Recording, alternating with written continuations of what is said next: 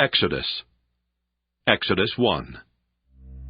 These are the names of the sons of Israel who came to Egypt with Jacob, each with his household: Reuben, Simeon, Levi, and Judah; Issachar, Zebulun, and Benjamin; Dan and Naphtali; Gad and Asher. The total number of people born to Jacob was 70. Joseph was already in Egypt. Then Joseph died, and all his brothers and that whole generation. But the Israelites were fruitful and prolific. They multiplied and grew exceedingly strong, so that the land was filled with them. Now a new king arose over Egypt, who did not know Joseph. He said to his people, "Look, the Israelite people are more numerous and more powerful than we. Come, let us deal shrewdly with them, or they will increase, and in the event of war, join our enemies and fight against us, and escape from the land." Therefore they set taskmasters over them to oppress them with forced labor. They built supply cities, Pithom and Ramesses, for Pharaoh. But the more they were oppressed, the more they multiplied and spread, so that the Egyptians came to dread the Israelites. The Egyptians became ruthless in imposing tasks on the Israelites, and made their lives bitter with hard service in mortar and brick, and in every kind of field labor.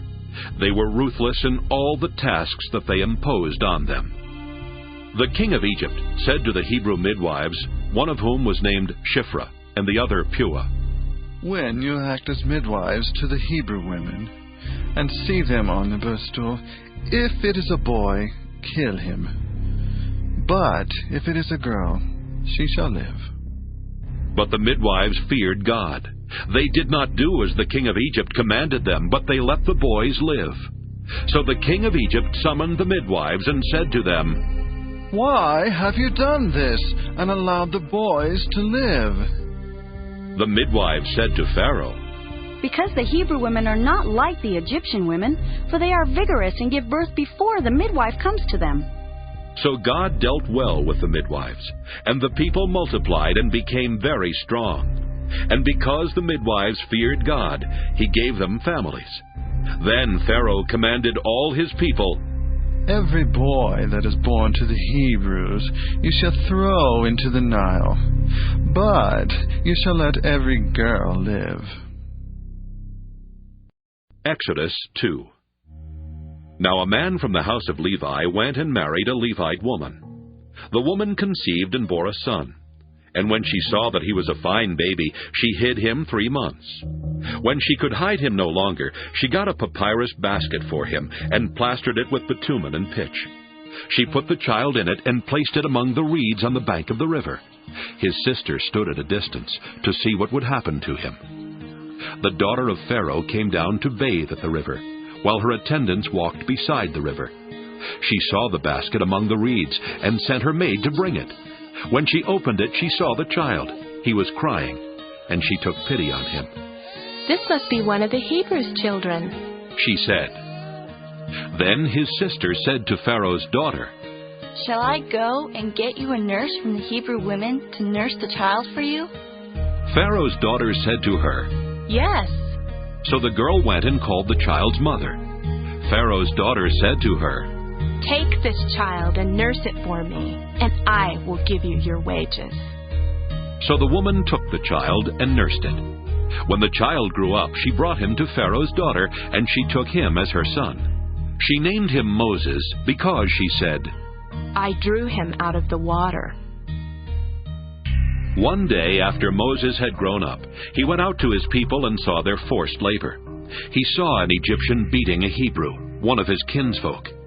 He looked this way and that, and seeing no one, he killed the Egyptian and hid him in the sand. When he went out the next day, he saw 2 Hebrews fighting, and he said to the one who was in the wrong, "Why do you strike your fellow Hebrew?" He answered, "Who made you a ruler and judge over us? Do you mean to kill me as you killed the Egyptian?" Then Moses was afraid and thought, "Surely the thing is known." When Pharaoh heard of it, he sought to kill Moses. But Moses fled from Pharaoh. He settled in the land of Midian, and sat down by a well. The priest of Midian had 7 daughters. They came to draw water and filled the troughs to water their father's flock. But some shepherds came and drove them away. Moses got up and came to their defense and watered their flock. When they returned to their father Reuel, he said, How is it that you've come back so soon today? They said, An Egyptian helped us against the shepherds.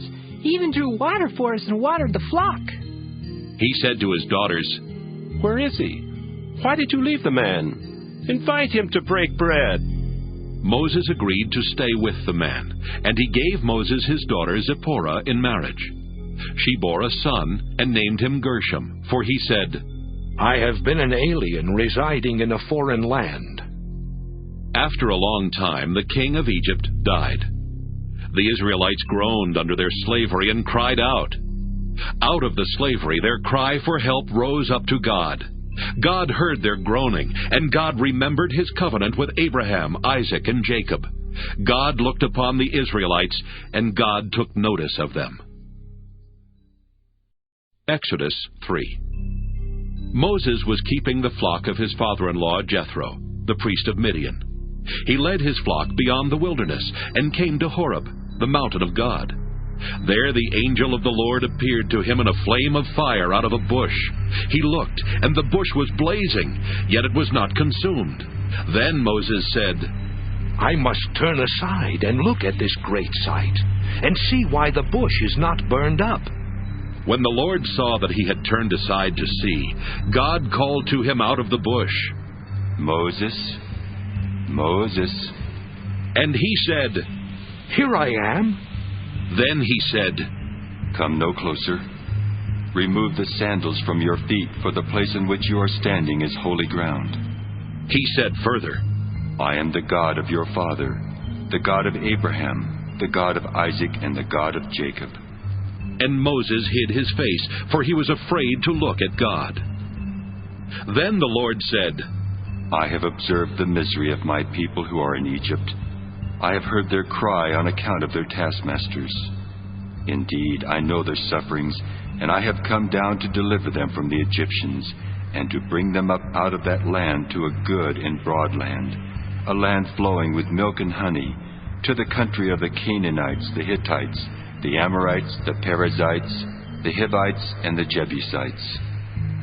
The cry of the Israelites has now come to me. I have also seen how the Egyptians oppress them. So come, I will send you to Pharaoh to bring my people, the Israelites, out of Egypt. But Moses said to God, Who am I that I should go to Pharaoh and bring the Israelites out of Egypt?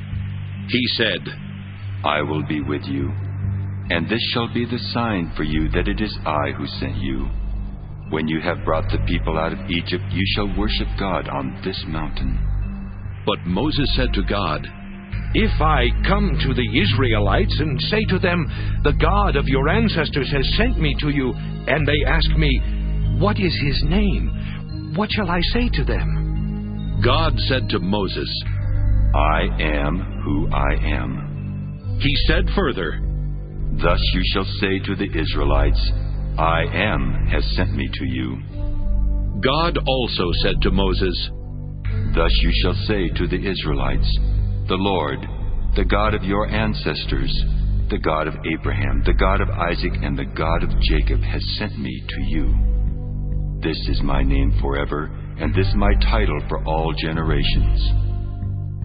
Go and assemble the elders of Israel, and say to them, The Lord, the God of your ancestors, the God of Abraham, of Isaac, and of Jacob, has appeared to me, saying, I have given heed to you, and to what has been done to you in Egypt. I declare that I will bring you up out of the misery of Egypt, to the land of the Canaanites, the Hittites, the Amorites, the Perizzites, the Hivites, and the Jebusites, a land flowing with milk and honey.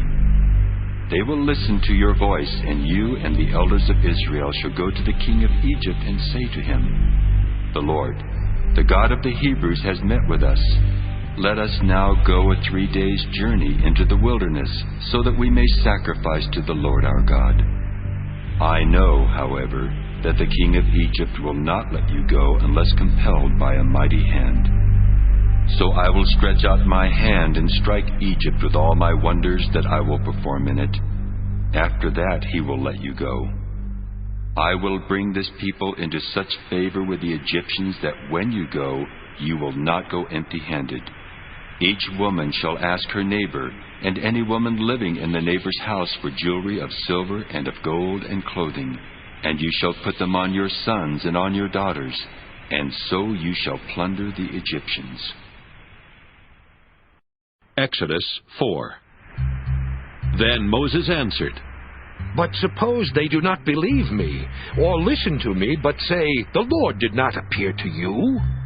The Lord said to him, What is that in your hand? He said, A staff?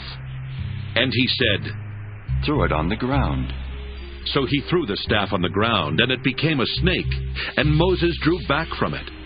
Then the Lord said to Moses, Reach out your hand and seize it by the tail.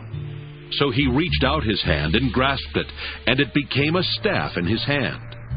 So that they may believe that the Lord, the God of their ancestors, the God of Abraham, the God of Isaac, and the God of Jacob has appeared to you. Again the Lord said to him, Put your hand inside your cloak. He put his hand into his cloak, and when he took it out, his hand was leprous, as white as snow. Then God said, Put your hand back into your cloak. So he put his hand back into his cloak, and when he took it out, it was restored like the rest of his body. If they will not believe you or heed the first sign, they may believe the second sign.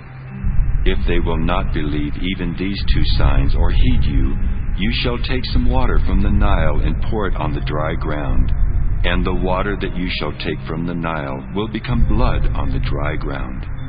But Moses said to the Lord, Oh, my Lord, I have never been eloquent, neither in the past nor even now that you have spoken to your servant. But I am slow of speech and slow of tongue. Then the Lord said to him, Who gives speech to mortals? Who makes them mute or deaf, seeing or blind? Is it not I, the Lord? Now go, and I will be with your mouth and teach you what you are to speak. But he said, Oh, my Lord, please send someone else. Then the anger of the Lord was kindled against Moses, and he said, What of your brother Aaron the Levite? I know that he can speak fluently. Even now he is coming out to meet you, and when he sees you, his heart will be glad. You shall speak to him and put the words in his mouth, and I will be with your mouth and with his mouth, and will teach you what you shall do. He indeed shall speak for you to the people. He shall serve as a mouth for you, and you shall serve as God for him. Take in your hand the staff with which you shall perform the signs. Moses went back to his father-in-law Jethro and said to him, Please let me go back to my kindred in Egypt and see whether they are still living. And Jethro said to Moses, Go in peace. The Lord said to Moses in Midian, Go back to Egypt, for all those who were seeking your life are dead. So Moses took his wife and his sons, put them on a donkey, and went back to the land of Egypt. And Moses carried the staff of God in his hand. And the Lord said to Moses, When you go back to Egypt, see that you perform before Pharaoh all the wonders that I have put in your power. But I will harden his heart so that he will not let the people go. Then you shall say to Pharaoh, Thus says the Lord, Israel is my firstborn son. I said to you, Let my son go that he may worship me. But you refused to let him go. Now I will kill your firstborn son. On the way, at a place where they spent the night, the Lord met him and tried to kill him. But Zipporah took a flint and cut off her son's foreskin and touched Moses' feet with it and said, Truly, you are a bridegroom of blood to me. So he let him alone. It was then she said, A bridegroom of blood by circumcision. The Lord said to Aaron, Go into the wilderness to meet Moses. So he went, and he met him at the mountain of God and kissed him. Moses told Aaron all the words of the Lord with which he had sent him. and all the signs with which he had charged him. Then Moses and Aaron went and assembled all the elders of the Israelites. Aaron spoke all the words that the Lord had spoken to Moses, and performed the signs in the sight of the people. The people believed, and when they heard that the Lord had given heed to the Israelites, and that he had seen their misery, they bowed down and worshipped. Exodus 5. Afterward, Moses and Aaron went to Pharaoh and said, Thus says the Lord, the God of Israel, Let my people go, so that they may celebrate a festival to me in the wilderness. But Pharaoh said, Who is the Lord that I should heed him and let Israel go? I do not know the Lord, and I will not let Israel go. Then they said, The God of the Hebrews has revealed himself to us. Let us go a 3 days' journey into the wilderness to sacrifice to the Lord our God, or he will fall upon us with pestilence or sword. But the king of Egypt said to them, Moses and Aaron, why are you taking the people away from their work? Get to your labors. Pharaoh continued, Now they are more numerous than the people of the land, and yet you want them to stop working? That same day, Pharaoh commanded the taskmasters of the people as well as their supervisors, You shall no longer give the people straw to make bricks as before. Let them go and gather straw for themselves. But you shall require of them the same quantity of bricks as they have made previously. Do not diminish it, for they are lazy. That is why they cry, Let us go and offer sacrifice to our God. Let heavier work be laid on them. Then they will labor at it, and pay no attention to deceptive words. So the taskmasters and the supervisors of the people went out and said to the people, Thus says Pharaoh, I will not give you straw. Go and get straw yourselves wherever you can find it, but your work will not be lessened in the least. So the people scattered throughout the land of Egypt to gather stubble for straw. The taskmasters were urgent, saying, Complete your work. The same daily assignment as when you were given straw. And the supervisors of the Israelites, whom Pharaoh's taskmasters had set over them, were beaten and were asked, Why did you not finish the required quantity of bricks yesterday and today as you did before? Then the Israelite supervisors came to Pharaoh and cried, Why do you treat your servants like this? No straw is given to your servants, yet they say to us, Make bricks. Look how your servants are beaten. You are unjust to your own people. He said, You are lazy. Lazy, that is why you say, Let us go and sacrifice to the Lord. Go now and work, for no straw shall be given you, but you shall still deliver the same number of bricks. The Israelite supervisors saw that they were in trouble when they were told, You shall not lessen your daily number of bricks. As they left Pharaoh, they came upon Moses and Aaron, who were waiting to meet them. They said to them, The Lord look upon you and judge. You have brought us into bad odor with Pharaoh and his officials, and have put a sword in their hand to kill us. Then Moses turned again to the Lord and said, O Lord, why have you mistreated this people? Why did you ever send me? Since I first came to Pharaoh to speak in your name, he has mistreated this people, and you have done nothing at all to deliver your people. Exodus 6. Then the Lord said to Moses, Now you shall see what I will do to Pharaoh. Indeed, by a mighty hand he will let them go. By a mighty hand he will drive them out of his land. God also spoke to Moses and said to him, I am the Lord. I appeared to Abraham, Isaac, and Jacob as God Almighty. But by my name, the Lord, I did not make myself known to them. I also established my covenant with them to give them the land of Canaan, the land in which they resided as aliens. I have also heard the groaning of the Israelites whom the Egyptians are holding as slaves, and I have remembered my covenant. Say therefore to the Israelites, I am the Lord, and I will free you from the burdens of the Egyptians and deliver you from slavery to them. I will redeem you with an outstretched arm and with mighty acts of judgment. I will take you as my people, and I will be your God. You shall know that I am the Lord your God, who has freed you from the burdens of the Egyptians. I will bring you into the land that I swore to give to Abraham, Isaac, and Jacob. I will give it to you for a possession. I am the Lord. Moses told this to the Israelites, but they would not listen to Moses because of their broken spirit and their cruel slavery. Then the Lord spoke to Moses. Go and tell Pharaoh, king of Egypt, to let the Israelites go out of his land. But Moses spoke to the Lord. The Israelites have not listened to me.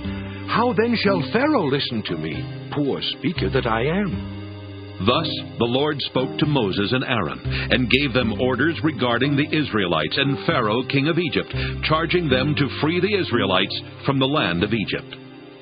The following are the heads of their ancestral houses: the sons of Reuben, the firstborn of Israel: Hanok, Pallu, Hezron, and Carmi. These are the families of Reuben. The sons of Simeon: Jemuel, Jamin, Ohad, Jachin, Zohar, and Shaul, the son of a Canaanite woman.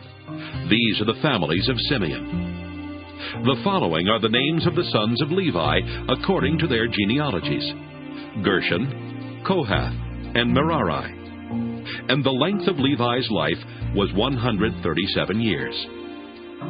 The sons of Gershon: Libni and Shimei, by their families. The sons of Kohath: Amram, Izhar, Hebron, and Uzziel. And the length of Kohath's life was 133 years.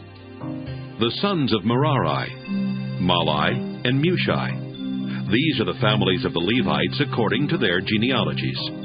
Amram married Jochebed, his father's sister, and she bore him Aaron and Moses. And the length of Amram's life was 137 years.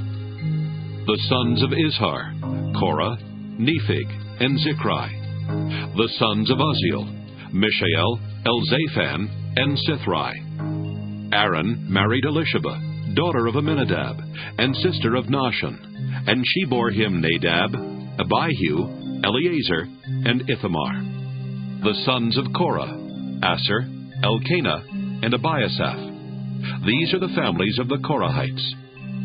Aaron's son Eleazar married one of the daughters of Putiel, and she bore him Phinehas. These are the heads of the ancestral houses of the Levites by their families. It was this same Aaron and Moses to whom the Lord said, Bring the Israelites out of the land of Egypt, company by company. It was they who spoke to Pharaoh, king of Egypt, to bring the Israelites out of Egypt, the same Moses and Aaron. On the day when the Lord spoke to Moses in the land of Egypt, he said to him, I am the Lord. Tell Pharaoh, king of Egypt, all that I am speaking to you. But Moses said in the Lord's presence, Since I am a poor speaker, why would Pharaoh listen to me? Exodus 7. The Lord said to Moses, See, I have made you like God to Pharaoh, and your brother Aaron shall be your prophet. You shall speak all that I command you, and your brother Aaron shall tell Pharaoh to let the Israelites go out of his land. But I will harden Pharaoh's heart, and I will multiply my signs and wonders in the land of Egypt. When Pharaoh does not listen to you, I will lay my hand upon Egypt and bring my people, the Israelites, company by company out of the land of Egypt by great acts of judgment. The Egyptians shall know that I am the Lord when I stretch out my hand against Egypt and bring the Israelites out from among them. Moses and Aaron did so. They did just as the Lord commanded them. Moses was 80 years old, and Aaron 83 when they spoke to Pharaoh. The Lord said to Moses and Aaron, When Pharaoh says to you, Perform a wonder, then you shall say to Aaron, Take your staff and throw it down before Pharaoh, and it will become a snake. So Moses and Aaron went to Pharaoh and did as the Lord had commanded. Aaron threw down his staff before Pharaoh and his officials, and it became a snake. Then Pharaoh summoned the wise men and the sorcerers, and they also, the magicians of Egypt, did the same by their secret arts. Each one threw down his staff, and they became snakes, but Aaron's staff swallowed up theirs. Still Pharaoh's heart was hardened, and he would not listen to them, as the Lord had said. Then the Lord said to Moses, Pharaoh's heart is hardened. He refuses to let the people go. Go to Pharaoh in the morning as he is going out to the water. Stand by at the river bank to meet him, and take in your hand the staff that was turned into a snake. Say to him, The Lord, the God of the Hebrews, sent me to you to say, Let my people go, so that they may worship me in the wilderness. But until now you have not listened. Thus says the Lord, By this you shall know that I am the Lord. See, with the staff that is in my hand I will strike the water that is in the Nile, and it shall be turned to blood. The fish in the river shall die, the river itself shall stink, and the Egyptians shall be unable to drink water from the Nile.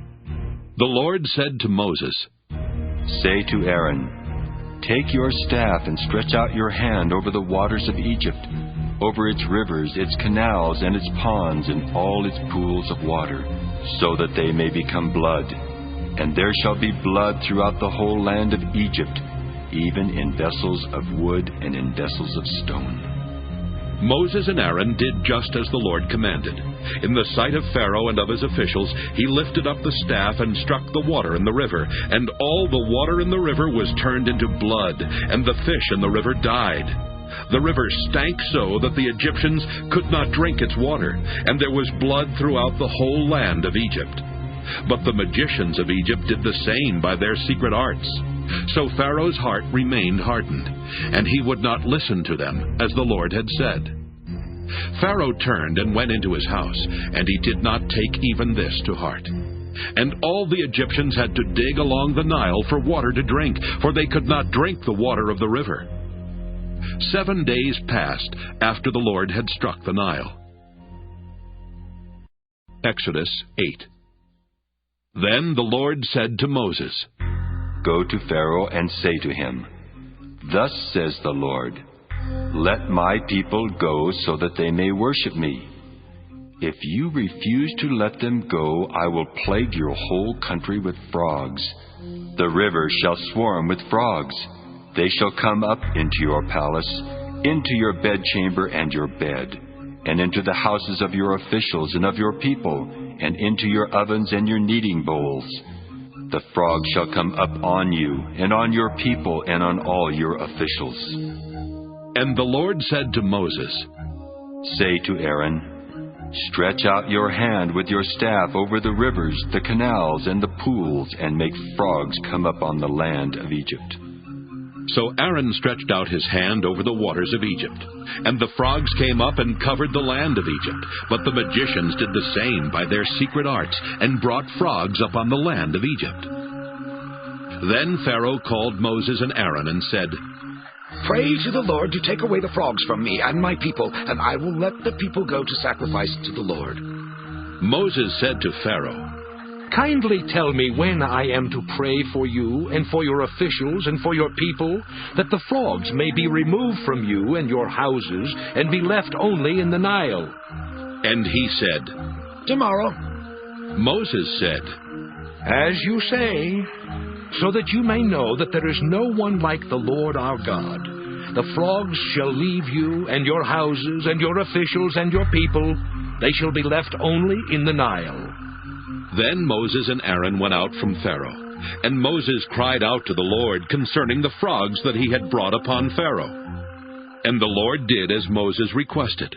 The frogs died in the houses, the courtyards, and the fields, and they gathered them together in heaps, and the land stank.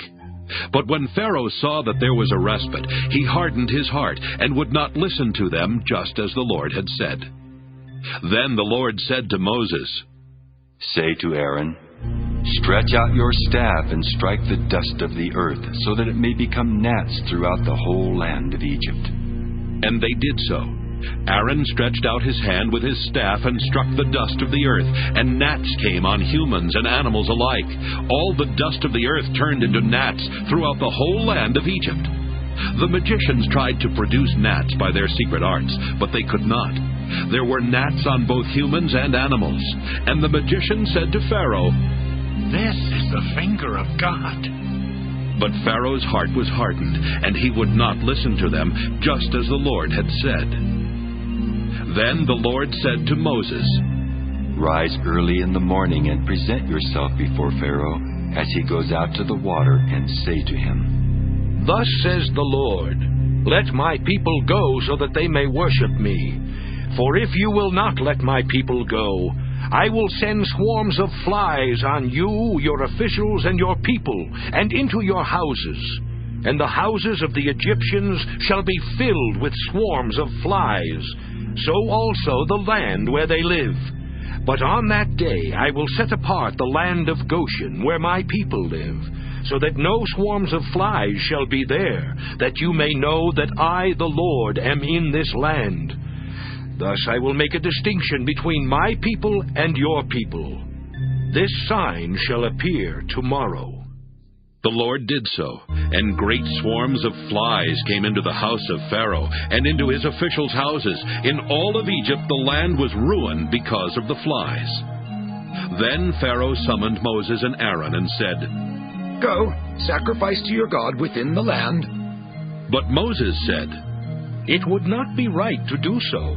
For the sacrifices that we offer to the Lord our God are offensive to the Egyptians.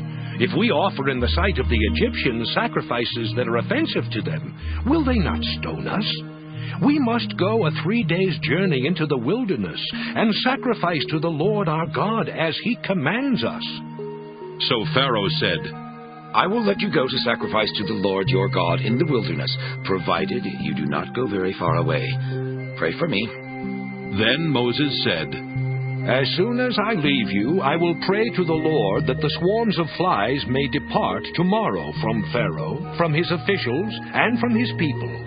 Only do not let Pharaoh again deal falsely by not letting the people go to sacrifice to the Lord." So Moses went out from Pharaoh and prayed to the Lord. And the Lord did as Moses asked.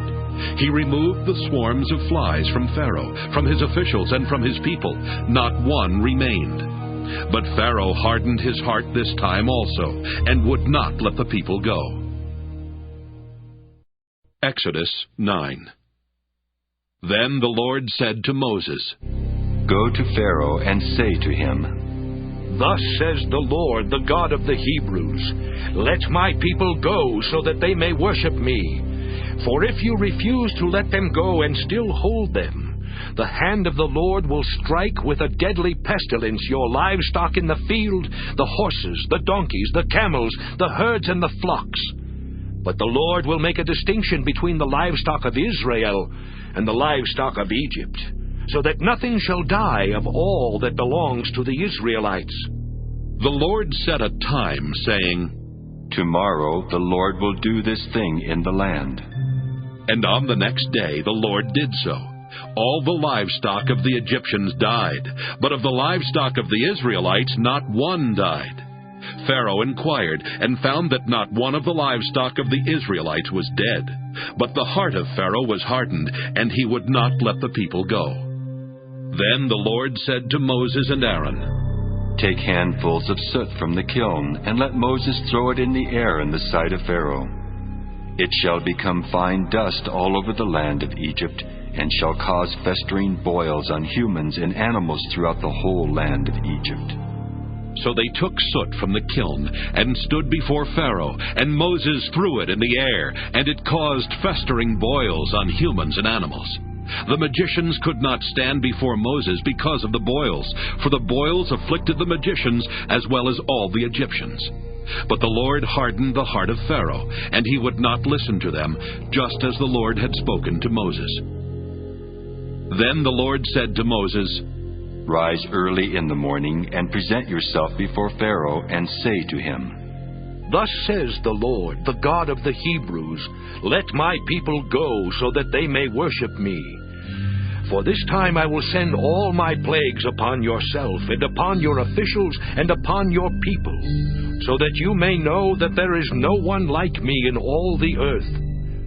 For by now I could have stretched out my hand, and struck you and your people with pestilence, and you would have been cut off from the earth. But this is why I have let you live, to show you my power, and to make my name resound through all the earth. You are still exalting yourself against my people, and will not let them go. Tomorrow at this time I will cause the heaviest hail to fall that has ever fallen in Egypt, from the day it was founded until now. Send therefore, and have your livestock and everything that you have in the open field brought to a secure place. Every human or animal that is in the open field and is not brought under shelter will die when the hail comes down upon them. Those officials of Pharaoh who feared the word of the Lord hurried their slaves and livestock off to a secure place. Those who did not regard the word of the Lord left their slaves and livestock in the open field. The Lord said to Moses, "Stretch out your hand toward heaven, so that hail may fall on the whole land of Egypt, on humans and animals and all the plants of the field in the land of Egypt." Then Moses stretched out his staff toward heaven, and the Lord sent thunder and hail, and fire came down on the earth. And the Lord rained hail on the land of Egypt. There was hail with fire flashing continually in the midst of it, such heavy hail as had never fallen in all the land of Egypt since it became a nation. The hail struck down everything that was in the open field throughout all the land of Egypt, both human and animal. The hail also struck down all the plants of the field, and shattered every tree in the field. Only in the land of Goshen, where the Israelites were, there was no hail. Then Pharaoh summoned Moses and Aaron and said to them, "This time I have sinned. The Lord is in the right, and I and my people are in the wrong. Pray to the Lord. Enough of God's thunder and hail. I will let you go. You need to stay no longer." Moses said to him, "As soon as I have gone out of the city, I will stretch out my hands to the Lord. The thunder will cease, and there will be no more hail, so that you may know that the earth is the Lord's. But as for you and your officials, I know that you do not yet fear the Lord God." Now the flax and the barley were ruined, for the barley was in the ear and the flax was in bud. But the wheat and the spelt were not ruined, for they are late in coming up. So Moses left Pharaoh, went out of the city, and stretched out his hands to the Lord. Then the thunder and the hail ceased, and the rain no longer poured down on the earth. But when Pharaoh saw that the rain and the hail and the thunder had ceased, he sinned once more, and hardened his heart, he and his officials. So the heart of Pharaoh was hardened, and he would not let the Israelites go, just as the Lord had spoken through Moses. Exodus 10. Then the Lord said to Moses, "Go to Pharaoh, for I have hardened his heart and the heart of his officials, in order that I may show these signs of mine among them, and that you may tell your children and grandchildren how I have made fools of the Egyptians, and what signs I have done among them, so that you may know that I am the Lord." So Moses and Aaron went to Pharaoh and said to him, "Thus says the Lord, the God of the Hebrews, how long will you refuse to humble yourself before me? Let my people go, so that they may worship me. For if you refuse to let my people go, tomorrow I will bring locusts into your country. They shall cover the surface of the land, so that no one will be able to see the land. They shall devour the last remnant left you after the hail, and they shall devour every tree of yours that grows in the field. They shall fill your houses and the houses of all your officials and of all the Egyptians, something that neither your parents nor your grandparents have seen, from the day they came on earth to this day." Then he turned and went out from Pharaoh. Pharaoh's officials said to him, "How long shall this fellow be a snare to us? Let the people go, so that they may worship the Lord their God. Do you not yet understand that Egypt is ruined?" So Moses and Aaron were brought back to Pharaoh, and he said to them, "Go, worship the Lord your God.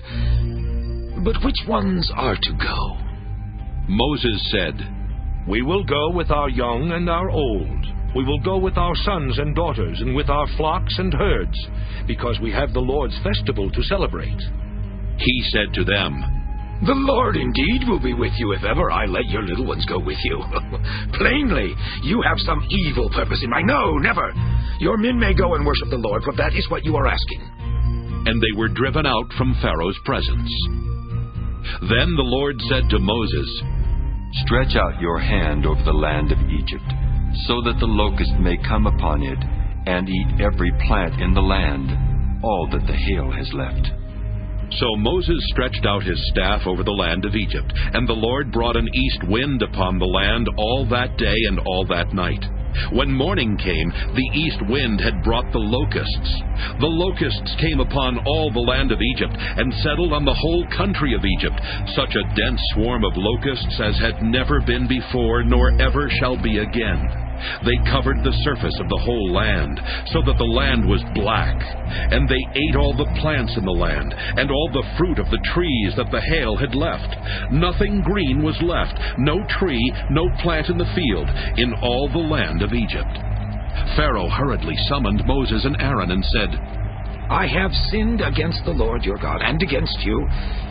Do forgive my sin just this once, and pray to the Lord your God that at the least he remove this deadly thing from me." So he went out from Pharaoh and prayed to the Lord. The Lord changed the wind into a very strong west wind, which lifted the locusts and drove them into the Red Sea. Not a single locust was left in all the country of Egypt. But the Lord hardened Pharaoh's heart, and he would not let the Israelites go. Then the Lord said to Moses, "Stretch out your hand toward heaven, so that there may be darkness over the land of Egypt, a darkness that can be felt."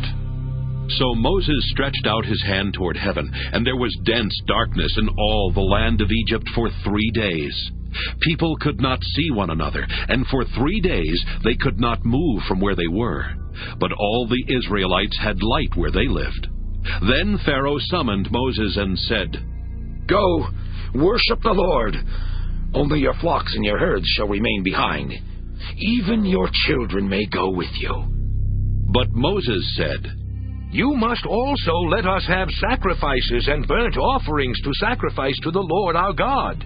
Our livestock also must go with us. Not a hoof shall be left behind, for we must choose some of them for the worship of the Lord our God. And we will not know what to use to worship the Lord until we arrive there." But the Lord hardened Pharaoh's heart, and he was unwilling to let them go. Then Pharaoh said to him, "Get away from me.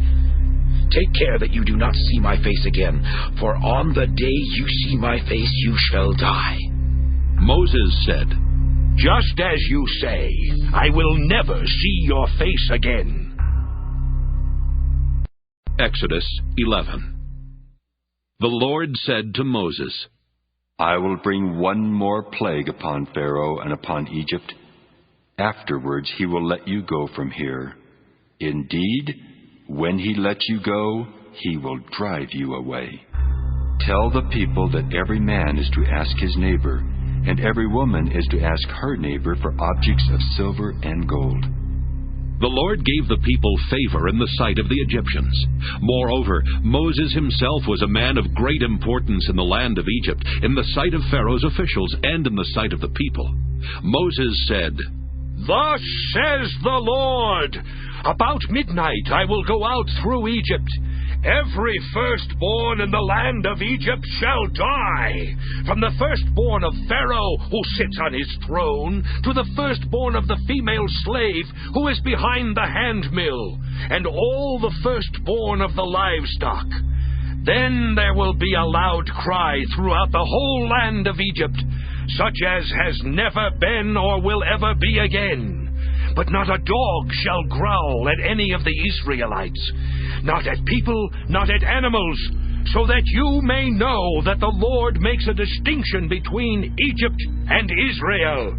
then all these officials of yours shall come down to me and bow low to me, saying, 'Leave us, you and all the people who follow you. After that I will leave.'" And in hot anger he left Pharaoh. The Lord said to Moses, "Pharaoh will not listen to you, in order that my wonders may be multiplied in the land of Egypt." Moses and Aaron performed all these wonders before Pharaoh. But the Lord hardened Pharaoh's heart, and he did not let the people of Israel go out of his land. Exodus 12. The Lord said to Moses and Aaron in the land of Egypt, "This month shall mark for you the beginning of months. It shall be the first month of the year for you. Tell the whole congregation of Israel that on the 10th of this month they are to take a lamb for each family, a lamb for each household. If a household is too small for a whole lamb, it shall join its closest neighbor in obtaining one. The lamb shall be divided in proportion to the number of people who eat of it. Your lamb shall be without blemish, a year-old male. You may take it from the sheep or from the goats. You shall keep it until the 14th day of this month. Then the whole assembled congregation of Israel shall slaughter it at twilight. They shall take some of the blood and put it on the 2 doorposts and the lintel of the houses in which they eat it. They shall eat the lamb that same night. They shall eat it roasted over a fire with unleavened bread and bitter herbs. Do not eat any of it raw or boiled in water, but roasted over the fire, with its head, legs, and inner organs. You shall let none of it remain until the morning. Anything that remains until the morning you shall burn. This is how you shall eat it: your loins girded, your sandals on your feet, and your staff in your hand, and you shall eat it hurriedly. It is the Passover of the Lord. For I will pass through the land of Egypt that night, and I will strike down every firstborn in the land of Egypt, both human beings and animals. On all the gods of Egypt I will execute judgments. I am the Lord. The blood shall be a sign for you on the houses where you live. When I see the blood, I will pass over you, and no plague shall destroy you when I strike the land of Egypt. This day shall be a day of remembrance for you. You shall celebrate it as a festival to the Lord. Throughout your generations you shall observe it as a perpetual ordinance. 7 days you shall eat unleavened bread. On the first day you shall remove leaven from your houses. For whoever eats leavened bread from the first day until the 7th day shall be cut off from Israel. On the first day you shall hold a solemn assembly, and on the 7th day a solemn assembly. No work shall be done on those days. Only what everyone must eat, that alone may be prepared by you. You shall observe the festival of unleavened bread, for on this very day I brought your companies out of the land of Egypt. You shall observe this day throughout your generations as a perpetual ordinance.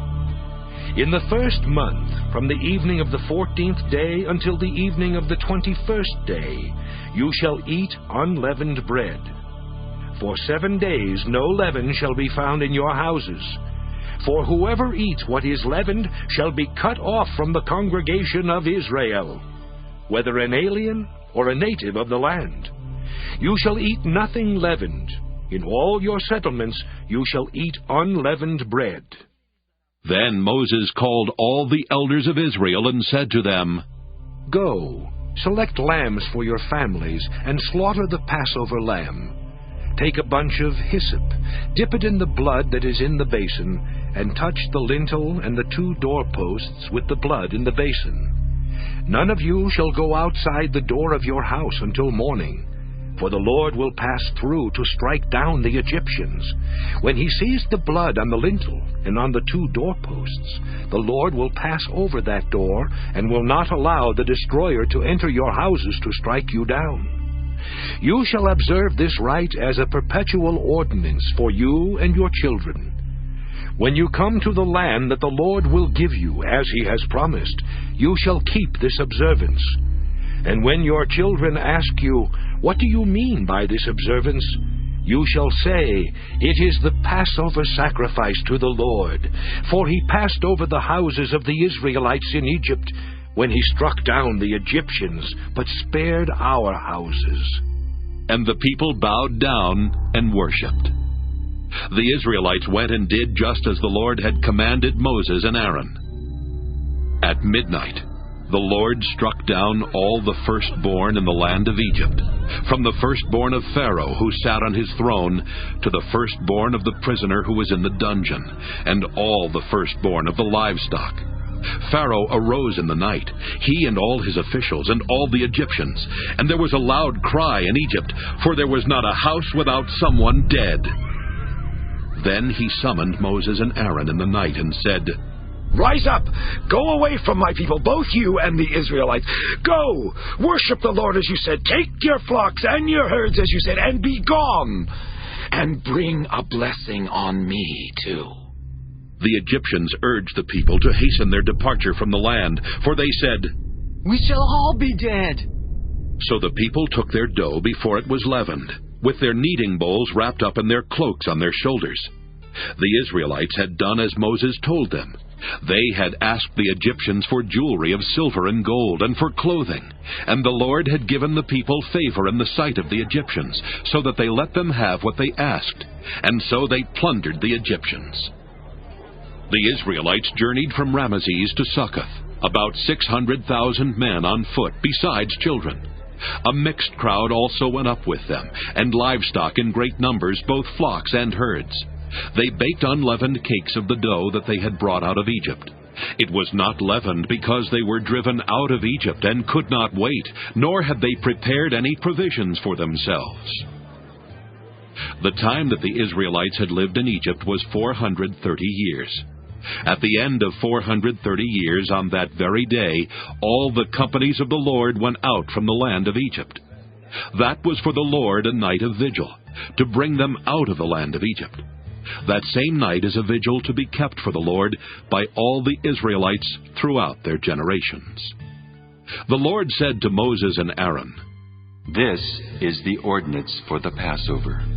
No foreigner shall eat of it, but any slave who has been purchased may eat of it after he has been circumcised. No bound or hired servant may eat of it. It shall be eaten in one house. You shall not take any of the animal outside the house, and you shall not break any of its bones. The whole congregation of Israel shall celebrate it. If an alien who resides with you wants to celebrate the Passover to the Lord, all his males shall be circumcised. Then he may draw near to celebrate it. He shall be regarded as a native of the land. But no uncircumcised person shall eat of it. There shall be one law for the native and for the alien who resides among you." All the Israelites did just as the Lord had commanded Moses and Aaron. That very day the Lord brought the Israelites out of the land of Egypt, company by company. Exodus 13.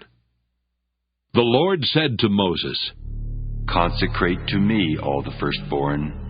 Whatever is the first to open the womb among the Israelites, of human beings and animals, is mine." Moses said to the people, "Remember this day on which you came out of Egypt, out of the house of slavery, because the Lord brought you out from there by strength of hand. No leavened bread shall be eaten. Today in the month of Abib you are going out, when the Lord brings you into the land of the Canaanites, the Hittites, the Amorites, the Hivites, and the Jebusites, which he swore to your ancestors to give you, a land flowing with milk and honey. You shall keep this observance in this month. 7 days you shall eat unleavened bread, and on the 7th day there shall be a festival to the Lord. Unleavened bread shall be eaten for 7 days. No leavened bread shall be seen in your possession, and no leaven shall be seen among you in all your territory. You shall tell your child on that day, 'It is because of what the Lord did for me when I came out of Egypt.' It shall serve for you as a sign on your hand, and as a reminder on your forehead. so that the teaching of the Lord may be on your lips. For with a strong hand the Lord brought you out of Egypt. You shall keep this ordinance at its proper time from year to year. When the Lord has brought you into the land of the Canaanites, as he swore to you and your ancestors, and has given it to you, you shall set apart to the Lord all that first opens the womb. All the firstborn of your livestock that are males shall be the Lord's. But every firstborn donkey you shall redeem with a sheep. If you do not redeem it, you must break its neck. Every firstborn male among your children you shall redeem. When in the future your child asks you, "What does this mean?" you shall answer, "By strength of hand the Lord brought us out of Egypt from the house of slavery.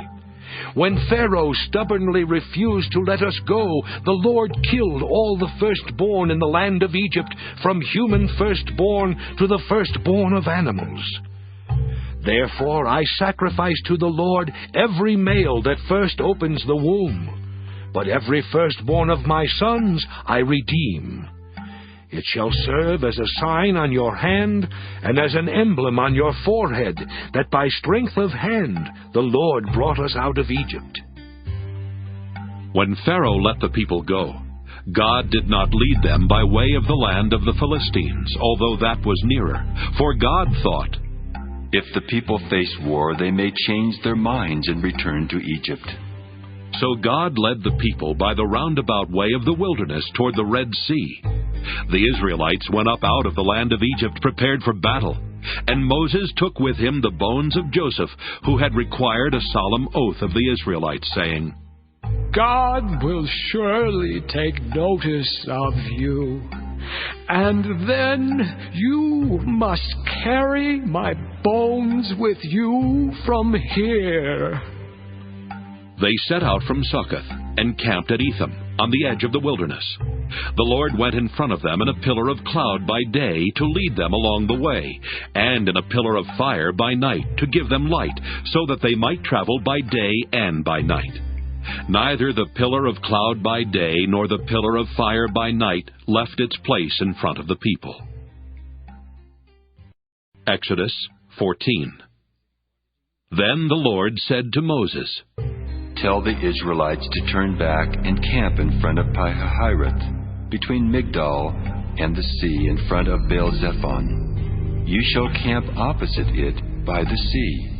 Pharaoh will say of the Israelites, 'They are wandering aimlessly in the land. The wilderness has closed in on them.' I will harden Pharaoh's heart, and he will pursue them, so that I will gain glory for myself over Pharaoh and all his army. And the Egyptians shall know that I am the Lord." And they did so. When the king of Egypt was told that the people had fled, the minds of Pharaoh and his officials were changed toward the people, and they said, "What have we done, letting Israel leave our service?" So he had his chariot made ready and took his army with him. He took 600 picked chariots and all the other chariots of Egypt with officers over all of them. The Lord hardened the heart of Pharaoh, king of Egypt, and he pursued the Israelites, who were going out boldly. The Egyptians pursued them, all Pharaoh's horses and chariots, his chariot drivers and his army. They overtook them camped by the sea, by Pi-hahiroth, in front of Baal-zephon. As Pharaoh drew near, the Israelites looked back, and there were the Egyptians advancing on them. In great fear, the Israelites cried out to the Lord.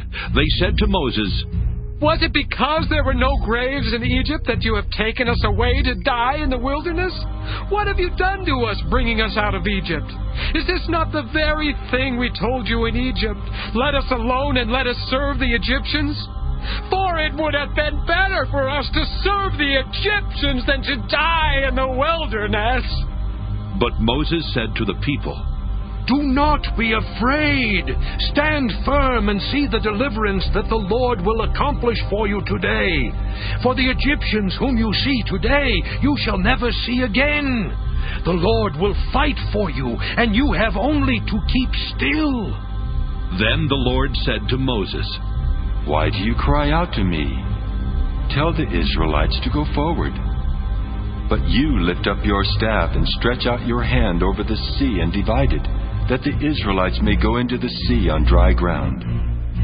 Then I will harden the hearts of the Egyptians so that they will go in after them. And so I will gain glory for myself over Pharaoh and all his army, his chariots and his chariot drivers. And the Egyptians shall know that I am the Lord when I have gained glory for myself over Pharaoh, his chariots, and his chariot drivers. The angel of God, who was going before the Israelite army, moved and went behind them. And the pillar of cloud moved in front of them and took its place behind them. It came between the army of Egypt and the army of Israel. And so the cloud was there with the darkness, and it lit up the night. One did not come near the other all night. Then Moses stretched out his hand over the sea. The Lord drove the sea back by a strong east wind all night, and turned the sea into dry land, and the waters were divided. The Israelites went into the sea on dry ground, the waters forming a wall for them on their right and on their left.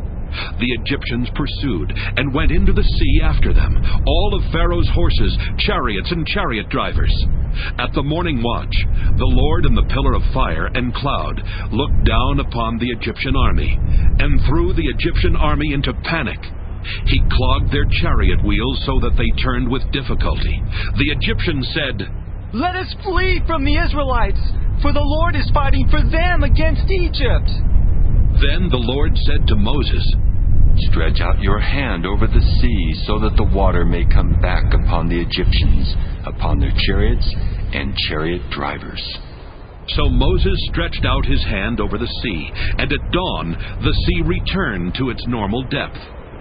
As the Egyptians fled before it, the Lord tossed the Egyptians into the sea.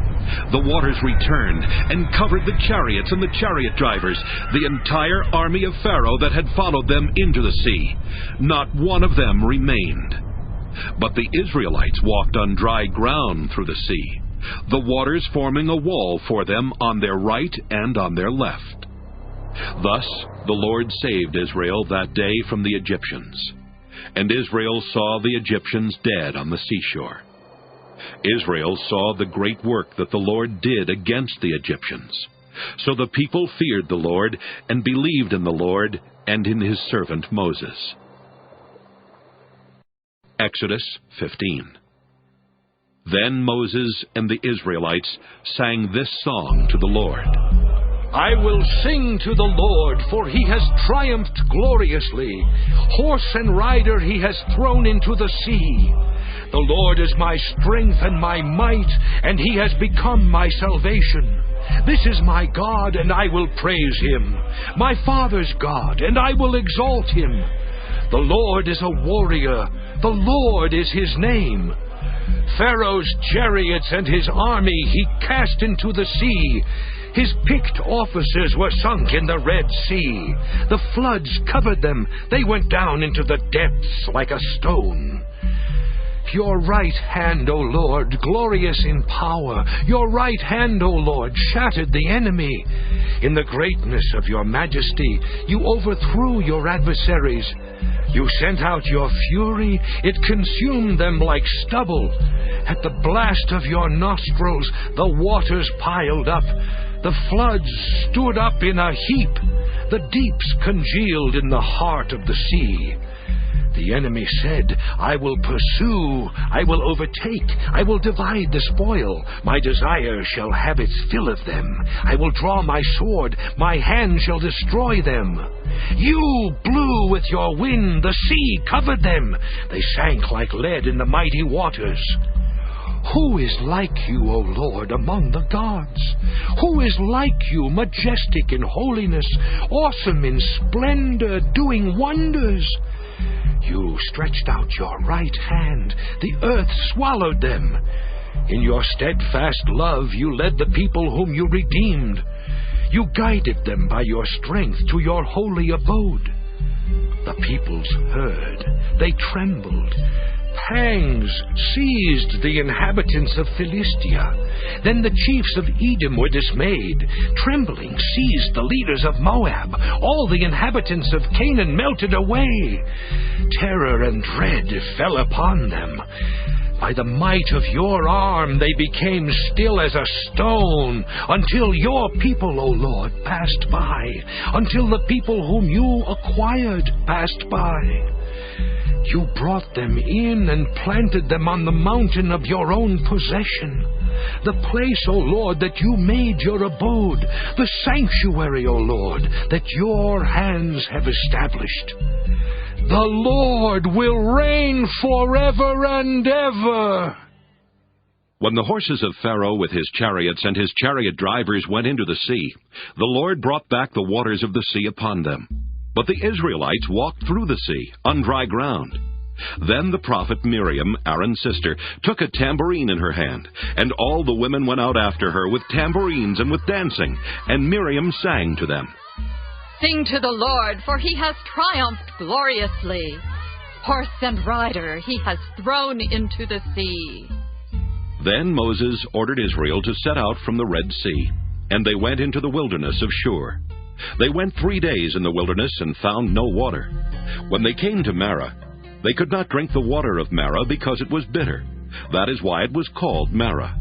And the people complained against Moses, saying, What shall we drink? He cried out to the Lord, and the Lord showed him a piece of wood. He threw it into the water, and the water became sweet. There the Lord made for them a statute and an ordinance, and there he put them to the test. He said, If you will listen carefully to the voice of the Lord your God, and do what is right in his sight, and give heed to his commandments and keep all his statutes, I will not bring upon you any of the diseases that I brought upon the Egyptians, for I am the Lord who heals you. Then they came to Elim, where there were 12 springs of water and 70 palm trees, and they camped there by the water.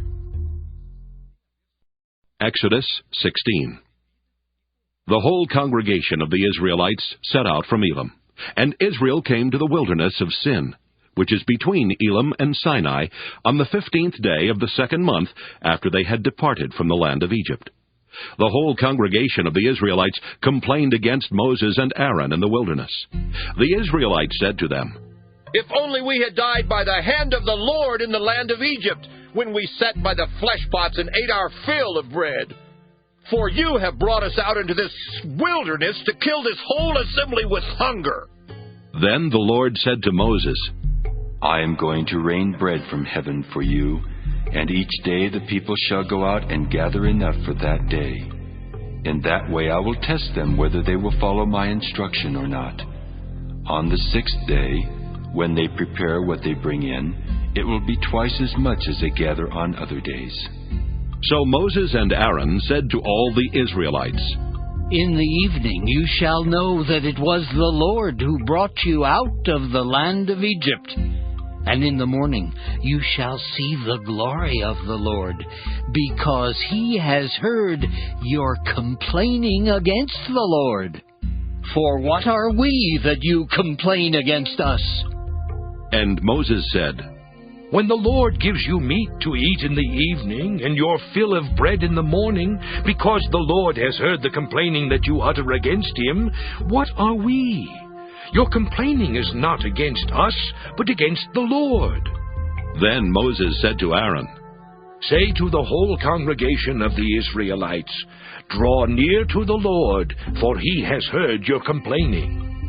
And as Aaron spoke to the whole congregation of the Israelites, they looked toward the wilderness, and the glory of the Lord appeared in the cloud.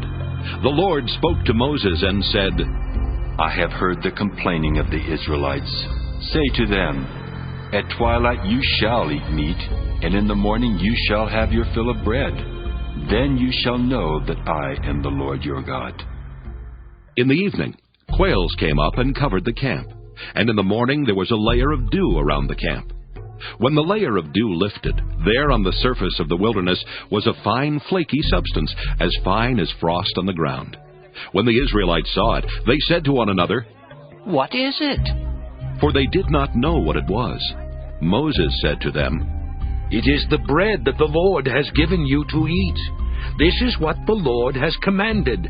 Gather as much of it as each of you needs, an omer to a person according to the number of persons, all providing for those in their own tents." The Israelites did so, some gathering more, some less. But when they measured it with an omer, those who gathered much had nothing over, and those who gathered little had no shortage. They gathered as much as each of them needed. And Moses said to them, "Let no one leave any of it over until morning." But they did not listen to Moses. Some left part of it until morning, and it bred worms and became foul. And Moses was angry with them. Morning by morning they gathered it as much as each needed, but when the sun grew hot, it melted. On the 6th day they gathered twice as much food, 2 omers apiece. When all the leaders of the congregation came and told Moses, he said to them, "This is what the Lord has commanded. Tomorrow is a day of solemn rest, a holy Sabbath to the Lord. Bake what you want to bake, and boil what you want to boil, and all that is left over put aside to be kept until morning." So they put it aside until morning, as Moses commanded them, and it did not become foul, and there were no worms in it. Moses said, "Eat it today, for today is a Sabbath to the Lord. Today you will not find it in the field. 6 days you shall gather it, but on the 7th day, which is a Sabbath, there will be none." On the 7th day, some of the people went out to gather, and they found none. The Lord said to Moses, "How long will you refuse to keep my commandments and instructions? See, the Lord has given you the Sabbath. Therefore on the 6th day he gives you food for 2 days. Each of you stay where you are. Do not leave your place on the 7th day." So the people rested on the 7th day. The house of Israel called it manna. It was like coriander seed, white, and the taste of it was like wafers made with honey. Moses said, "This is what the Lord has commanded. Let an omer of it be kept throughout your generations, in order that they may see the food with which I fed you in the wilderness when I brought you out of the land of Egypt." And Moses said to Aaron, "Take a jar and put an omer of manna in it, and place it before the Lord to be kept throughout your generations." As the Lord commanded Moses, so Aaron placed it before the covenant for safekeeping. The Israelites ate manna 40 years, until they came to a habitable land. They ate manna until they came to the border of the land of Canaan. An omer is 1/10 of an ephah. Exodus 17. From the wilderness of Sin, the whole congregation of the Israelites journeyed by stages as the Lord commanded. They camped at Rephidim, but there was no water for the people to drink. The people quarreled with Moses and said, "Give us water to drink." Moses said to them, "Why do you quarrel with me? Why do you test the Lord?" But the people thirsted there for water, and the people complained against Moses and said, "Why did you bring us out of Egypt, to kill us and our children and livestock with thirst?" So Moses cried out to the Lord, "What shall I do with this people? They are almost ready to stone me." The Lord said to Moses, "Go on ahead of the people, and take some of the elders of Israel with you. Take in your hand the staff with which you struck the Nile, and go. I will be standing there in front of you on the rock at Horeb. Strike the rock, and water will come out of it, so that the people may drink." Moses did so in the sight of the elders of Israel. He called the place Massah and Meribah, because the Israelites quarreled and tested the Lord, saying, "Is the Lord among us or not?" Then Amalek came and fought with Israel at Rephidim. Moses said to Joshua, "Choose some men for us and go out, fight with Amalek. Tomorrow I will stand on the top of the hill with the staff of God in my hand." So Joshua did as Moses told him, and fought with Amalek, while Moses, Aaron, and Hur went up to the top of the hill. Whenever Moses held up his hand, Israel prevailed, and whenever he lowered his hand, Amalek prevailed. But Moses' hands grew weary, so they took a stone and put it under him, and he sat on it. Aaron and Hur held up his hands, one on one side and the other on the other side, so his hands were steady until the sun set. and Joshua defeated Amalek and his people with the sword. Then the Lord said to Moses, "Write this as a reminder in a book and recite it in the hearing of Joshua. I will utterly blot out the remembrance of Amalek from under heaven." And Moses built an altar and called it, "The Lord is my banner." He said, "A hand upon the banner of the Lord. The Lord will have war with Amalek from generation to generation." Exodus 18. Jethro, the priest of Midian, Moses' father-in-law, heard of all that God had done for Moses and for his people Israel, how the Lord had brought Israel out of Egypt. After Moses had sent away his wife Zipporah, his father-in-law Jethro took her back, along with her 2 sons. The name of the one was Gershom, for he said, "I have been an alien in a foreign land." And the name of the other, Eliezer, for he said, "The God of my father was my help, and delivered me from the sword of Pharaoh." Jethro, Moses' father-in-law, came into the wilderness where Moses was encamped at the mountain of God, bringing Moses' sons and wife to him. He sent word to Moses, "I, your father-in-law Jethro, am coming to you with your wife and her 2 sons." Moses went out to meet his father-in-law. He bowed down and kissed him. Each asked after the other's welfare, and they went into the tent. Then Moses told his father-in-law all that the Lord had done to Pharaoh and to the Egyptians for Israel's sake, all the hardship that had beset them on the way, and how the Lord had delivered them. Jethro rejoiced for all the good that the Lord had done to Israel in delivering them from the Egyptians. Jethro said, "Blessed be the Lord who has delivered you from the Egyptians and from Pharaoh. Now I know that the Lord is greater than all gods, because he delivered the people from the Egyptians when they dealt arrogantly with them." And Jethro, Moses' father-in-law, brought a burnt offering and sacrifices to God. And Aaron came with all the elders of Israel to eat bread with Moses' father-in-law in the presence of God. The next day, Moses sat as judge for the people, while the people stood around him from morning until evening. When Moses' father-in-law saw all that he was doing for the people, he said, "What is this that you are doing for the people? Why do you sit alone while all the people stand around you from morning until evening?" Moses said to his father-in-law, "Because the people come to me to inquire of God. When they have a dispute, they come to me, and I decide between one person and another, and I make known to them the statutes and instructions of God." Moses' father-in-law said to him, "What you are doing is not good. You will surely wear yourself out, both you and these people with you, for the task is too heavy for you. You cannot do it alone. Now listen to me. I'll give you counsel, and God be with you. You should represent the people before God, and you should bring their cases before God. Teach them the statutes and instructions, and make known to them the way they are to go and the things they are to do. You should also look for able men among all the people, men who fear God, are trustworthy, and hate dishonest gain. Set such men over them as officers over thousands, hundreds, 50s, and 10s. Let them sit as judges for the people at all times.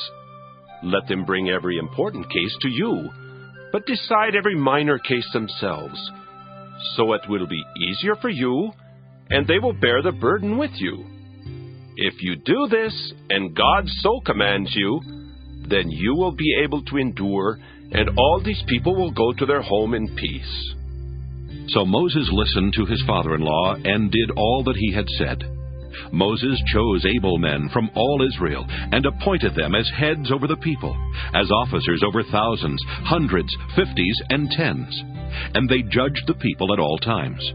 Hard cases they brought to Moses, but any minor case they decided themselves. Then Moses let his father-in-law depart, and he went off to his own country. Exodus 19. On the 3rd new moon after the Israelites had gone out of the land of Egypt, on that very day, they came into the wilderness of Sinai. They had journeyed from Rephidim, entered the wilderness of Sinai, and camped in the wilderness. Israel camped there in front of the mountain. Then Moses went up to God. The Lord called to him from the mountain, saying, Thus you shall say to the house of Jacob, and tell the Israelites, You have seen what I did to the Egyptians, and how I bore you on eagle's wings, and brought you to myself. Now therefore, if you obey my voice, and keep my covenant, you shall be my treasured possession out of all the peoples. Indeed, the whole earth is mine, but you shall be for me a priestly kingdom and a holy nation. These are the words that you shall speak to the Israelites. So Moses came, summoned the elders of the people, and set before them all these words that the Lord had commanded him. The people all answered as one. Everything that the Lord has spoken we will do.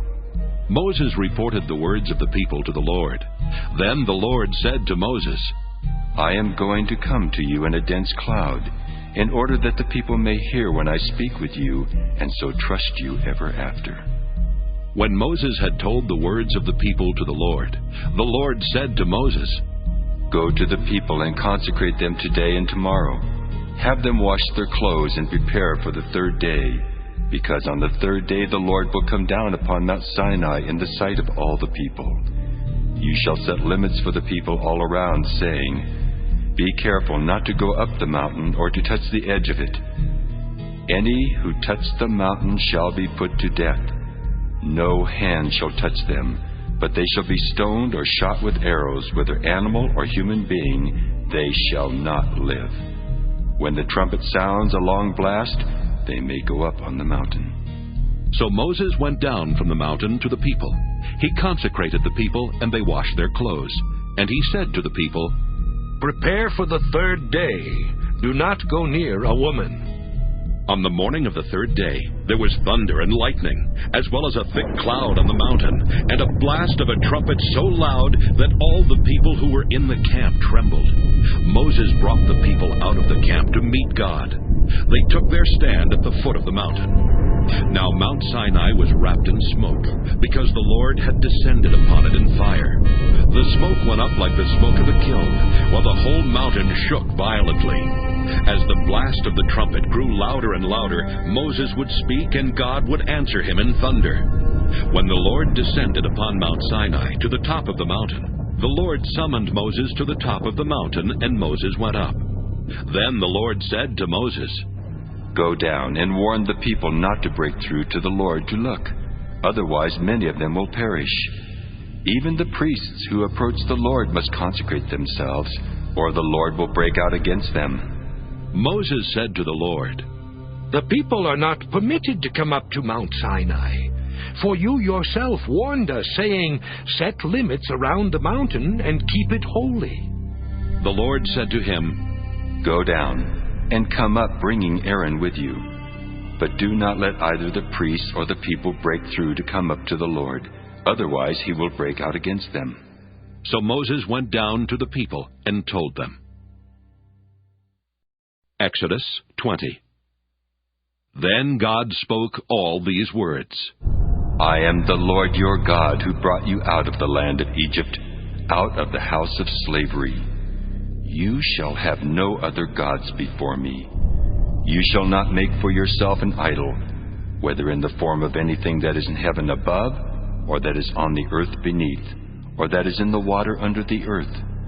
You shall not bow down to them or worship them, for I, the Lord your God, am a jealous God, punishing children for the iniquity of parents to the third and the fourth generation of those who reject me, but showing steadfast love to the 1,000th generation of those who love me and keep my commandments. You shall not make wrongful use of the name of the Lord your God, for the Lord will not acquit anyone who misuses his name. Remember the Sabbath day and keep it holy. 6 days you shall labor and do all your work, but the 7th day is a Sabbath to the Lord your God. You shall not do any work, you, your son or your daughter, your male or female slave, your livestock, or the alien resident in your towns.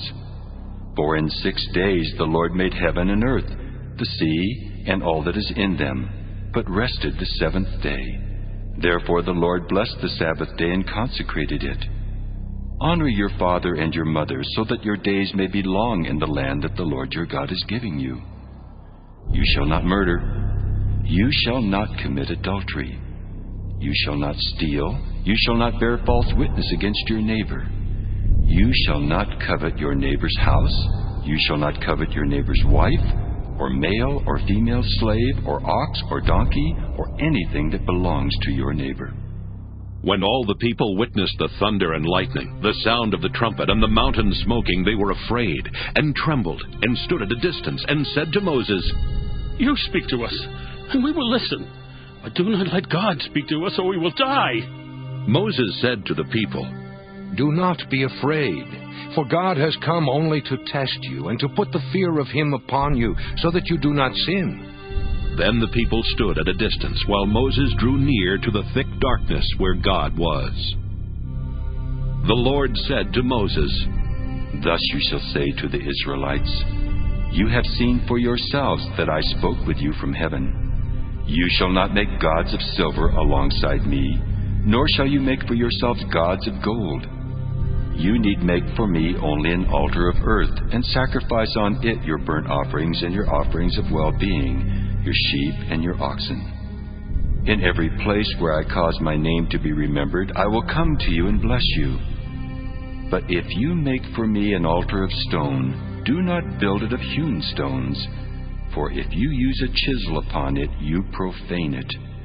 You shall not go up by steps to my altar, so that your nakedness may not be exposed on it. Exodus 21. These are the ordinances that you shall set before them. When you buy a male Hebrew slave, he shall serve 6 years, but in the 7th he shall go out a free person without debt. If he comes in single, he shall go out single. If he comes in married, then his wife shall go out with him. If his master gives him a wife, and she bears him sons or daughters, the wife and her children shall be her master's, and he shall go out alone. But if the slave declares, I love my master, my wife, and my children, I will not go out a free person, then his master shall bring him before God. He shall be brought to the door or the doorpost, and his master shall pierce his ear with an awl, and he shall serve him for life. When a man sells his daughter as a slave, she shall not go out as the male slaves do. If she does not please her master, who designated her for himself, then he shall let her be redeemed. He shall have no right to sell her to a foreign people, since he has dealt unfairly with her. If he designates her for his son, he shall deal with her as with a daughter. If he takes another wife to himself, he shall not diminish the food, clothing, or marital rights of the first wife. And if he does not do these 3 things for her, she shall go out without debt, without payment of money. Whoever strikes a person mortally shall be put to death. If it was not premeditated, but came about by an act of God, then I will appoint for you a place to which the killer may flee. But if someone willfully attacks and kills another by treachery, you shall take the killer from my altar for execution. Whoever strikes father or mother shall be put to death. Whoever kidnaps a person, whether that person has been sold or is still held in possession, shall be put to death. Whoever curses father or mother shall be put to death. When individuals quarrel, and one strikes the other with a stone or fist, so that the injured party, though not dead, is confined to bed, but recovers and walks around outside with the help of a staff, then the assailant shall be free of liability, except to pay for the loss of time and to arrange for full recovery. When a slave owner strikes a male or female slave with a rod, and the slave dies immediately, the owner shall be punished. But if the slave survives a day or 2, there is no punishment, for the slave is the owner's property. When people who are fighting injure a pregnant woman so that there is a miscarriage, and yet no further harm follows, the one responsible shall be fined what the woman's husband demands, paying as much as the judges determine. If any harm follows, then you shall give life for life, eye for eye, tooth for tooth, hand for hand, foot for foot, burn for burn, wound for wound, stripe for stripe. When a slave owner strikes the eye of a male or female slave, destroying it, the owner shall let the slave go, a free person, to compensate for the eye. If the owner knocks out a tooth of a male or female slave, the slave shall be let go, a free person, to compensate for the tooth. When an ox gores a man or a woman to death, the ox shall be stoned, and its flesh shall not be eaten, but the owner of the ox shall not be liable. If the ox has been accustomed to gore in the past, and its owner has been warned but has not restrained it, and it kills a man or a woman, the ox shall be stoned, and its owner also shall be put to death. If a ransom is imposed on the owner, then the owner shall pay whatever is imposed for the redemption of the victim's life. If it gores a boy or a girl, the owner shall be dealt with according to this same rule. If the ox gores a male or female slave, the owner shall pay to the slave owner 30 shekels of silver, and the ox shall be stoned. If someone leaves a pit open, or digs a pit and does not cover it, and an ox or a donkey falls into it, the owner of the pit shall make restitution, giving money to its owner, but keeping the dead animal. If someone's ox hurts the ox of another so that it dies, then they shall sell the live ox and divide the price of it. And the dead animal they shall also divide. But if it was known that the ox was accustomed to gore in the past, and its owner has not restrained it, the owner shall restore ox for ox, but keep the dead animal. Exodus 22. When someone steals an ox or a sheep and slaughters it or sells it, the thief shall pay 5 oxen for an ox and 4 sheep for a sheep. The thief shall make restitution, but if unable to do so, shall be sold for the theft. When the animal, whether ox or donkey or sheep, is found alive in the thief's possession, the thief shall pay double. If a thief is found breaking in and is beaten to death, no blood guilt is incurred. But if it happens after sunrise, blood guilt is incurred. When someone causes a field or vineyard to be grazed over, or lets livestock loose to graze in someone else's field, restitution shall be made from the best in the owner's field or vineyard. When fire breaks out and catches in thorns so that the stacked grain or the standing grain or the field is consumed, the one who started the fire shall make full restitution. When someone delivers to a neighbor money or goods for safekeeping, and they are stolen from the neighbor's house, then the thief, if caught, shall pay double.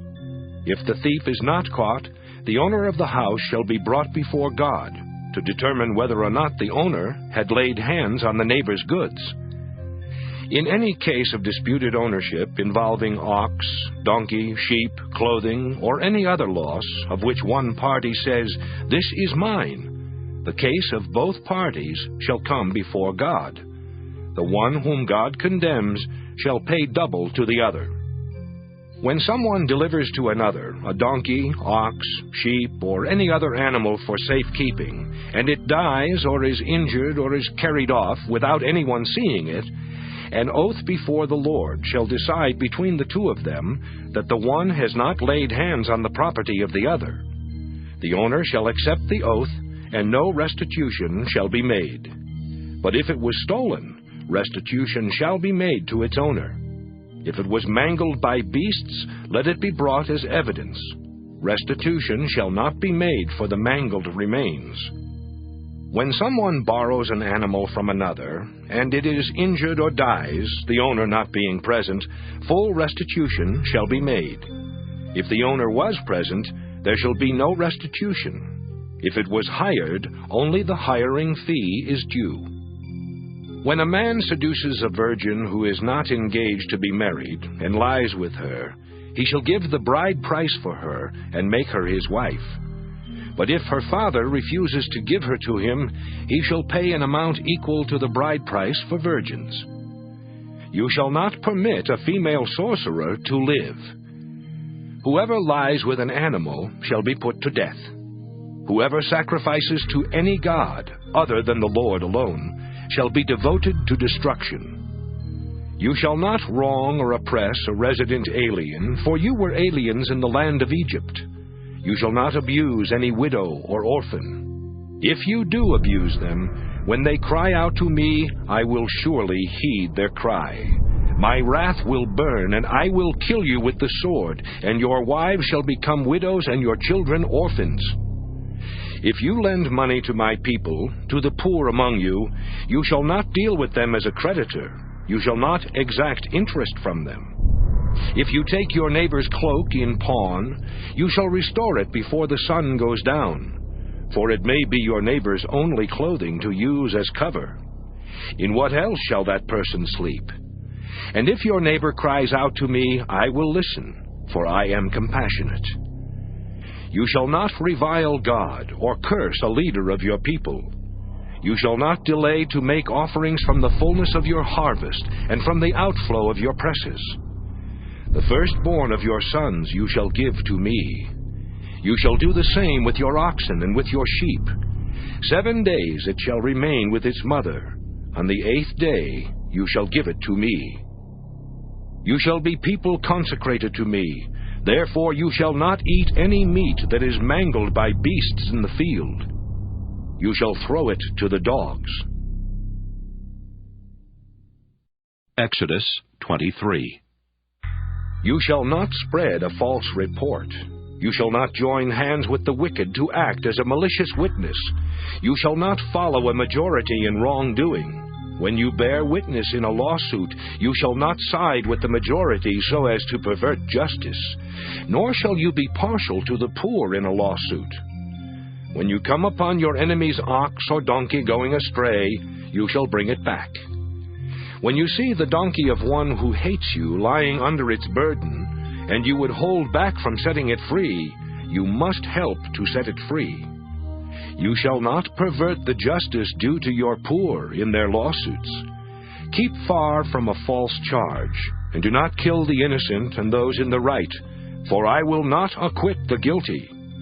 You shall take no bribe, for a bribe blinds the officials and subverts the cause of those who are in the right. You shall not oppress a resident alien. You know the heart of an alien, for you were aliens in the land of Egypt. For 6 years you shall sow your land and gather in its yield.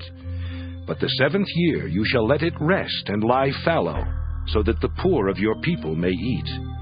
And what they leave the wild animals may eat. You shall do the same with your vineyard and with your olive orchard. 6 days you shall do your work, but on the 7th day you shall rest, so that your ox and your donkey may have relief, and your homeborn slave and the resident alien may be refreshed. Be attentive to all that I have said to you. Do not invoke the names of other gods. Do not let them be heard on your lips. 3 times in the year you shall hold a festival for me. You shall observe the festival of unleavened bread. As I commanded you, you shall eat unleavened bread for 7 days at the appointed time in the month of Abib, for in it you came out of Egypt. No one shall appear before me empty-handed. You shall observe the festival of harvest, of the first fruits of your labor, of what you sow in the field. You shall observe the festival of ingathering at the end of the year, when you gather in from the field the fruit of your labor. 3 times in the year all your males shall appear before the Lord God.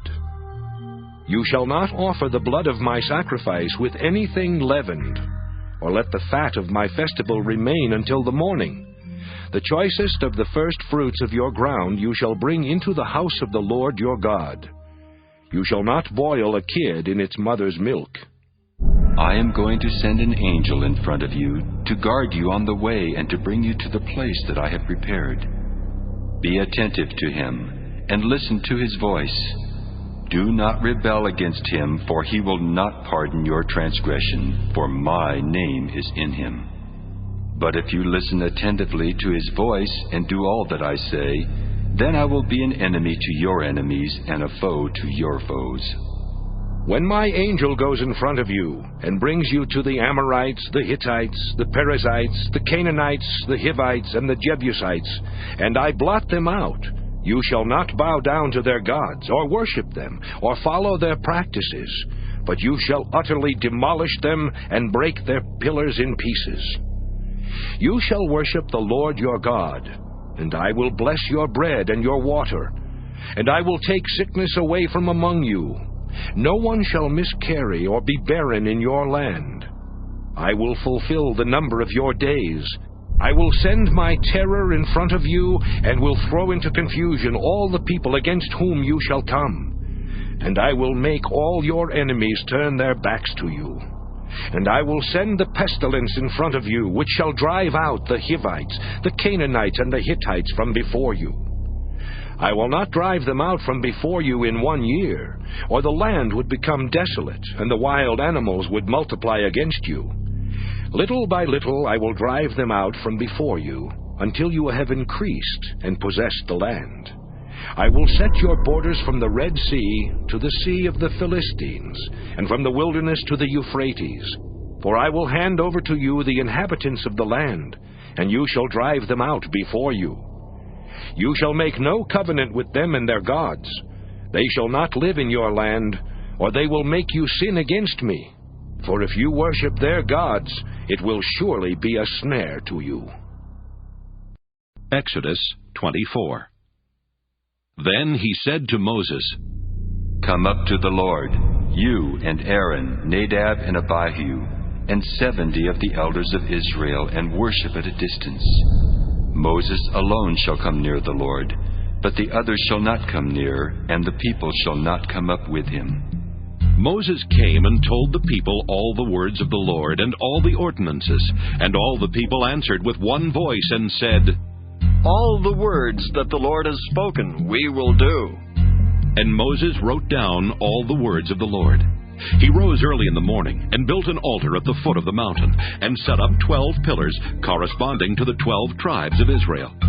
He sent young men of the people of Israel, who offered burnt offerings, and sacrificed oxen as offerings of well-being to the Lord. Moses took half of the blood, and put it in basins, and half of the blood he dashed against the altar. Then he took the book of the covenant, and read it in the hearing of the people, and they said, All that the Lord has spoken we will do, and we will be obedient.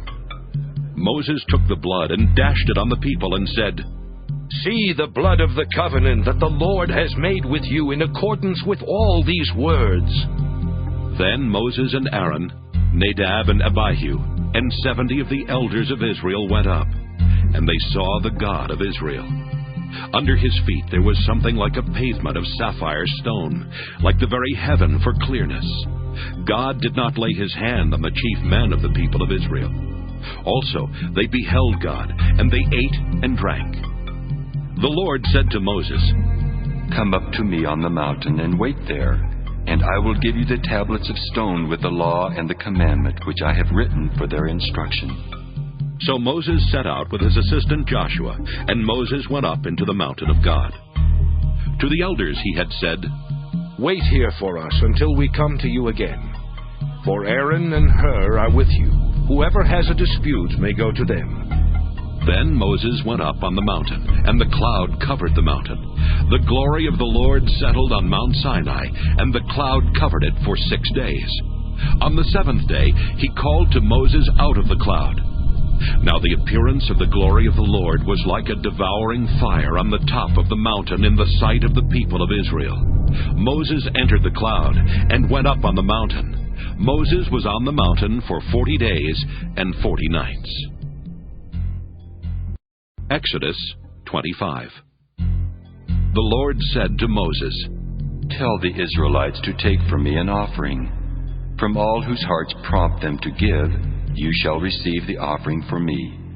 This is the offering that you shall receive from them. Gold, silver, and bronze, blue, purple, and crimson yarns, and fine linen, goat's hair, tanned ram's skins, fine leather, acacia wood, oil for the lamps, spices for the anointing oil and for the fragrant incense, onyx stones and gems to be set in the ephod and for the breastpiece, and have them make me a sanctuary so that I may dwell among them. In accordance with all that I show you concerning the pattern of the tabernacle and of all its furniture, so you shall make it. They shall make an ark of acacia wood. It shall be 2.5 cubits long, 1.5 cubits wide, and 1.5 cubits high. You shall overlay it with pure gold. Inside and outside you shall overlay it, and you shall make a molding of gold upon it all around.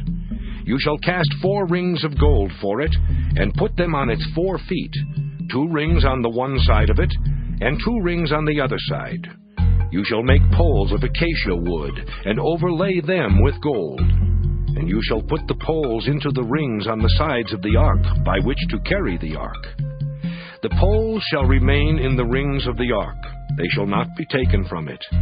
You shall put into the ark the covenant that I shall give you. Then you shall make a mercy seat of pure gold.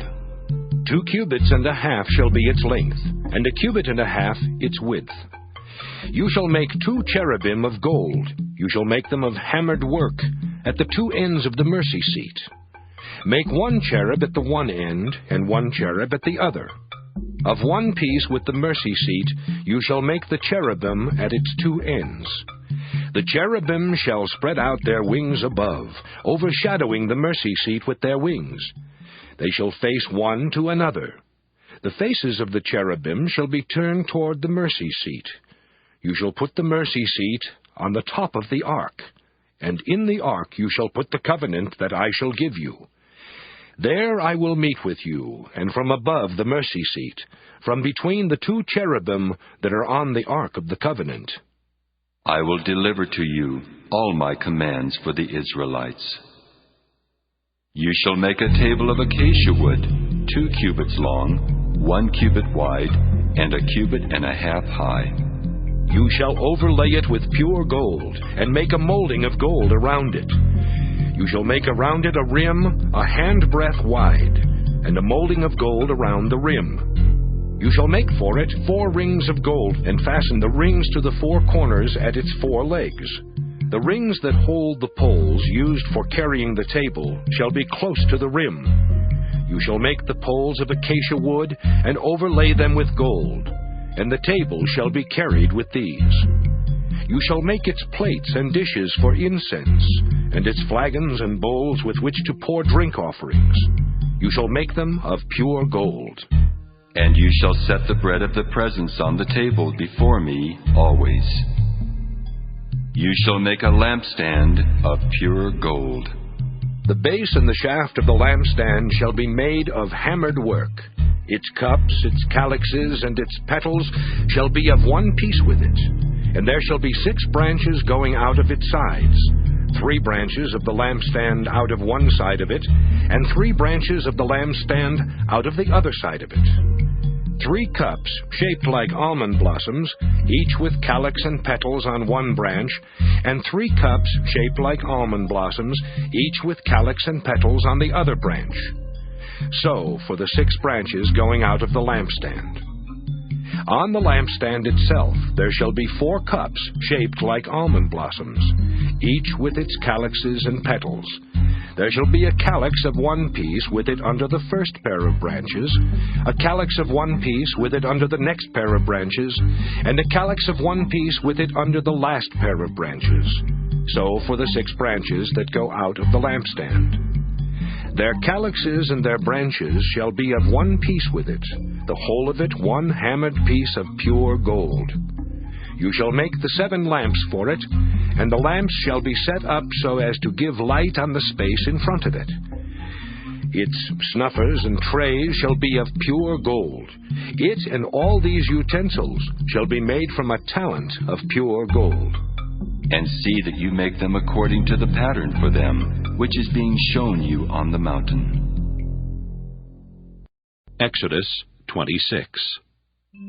Moreover, you shall make the tabernacle with 10 curtains of fine twisted linen and blue, purple, and crimson yarns. You shall make them with cherubim skillfully worked into them. The length of each curtain shall be 28 cubits, and the width of each curtain 4 cubits. All the curtains shall be of the same size. 5 curtains shall be joined to one another, and the other 5 curtains shall be joined to one another. You shall make loops of blue on the edge of the outermost curtain in the first set, and likewise you shall make loops on the edge of the outermost curtain in the second set. You shall make 50 loops on the one curtain, and you shall make 50 loops on the edge of the curtain that is in the second set. The loops shall be opposite one another.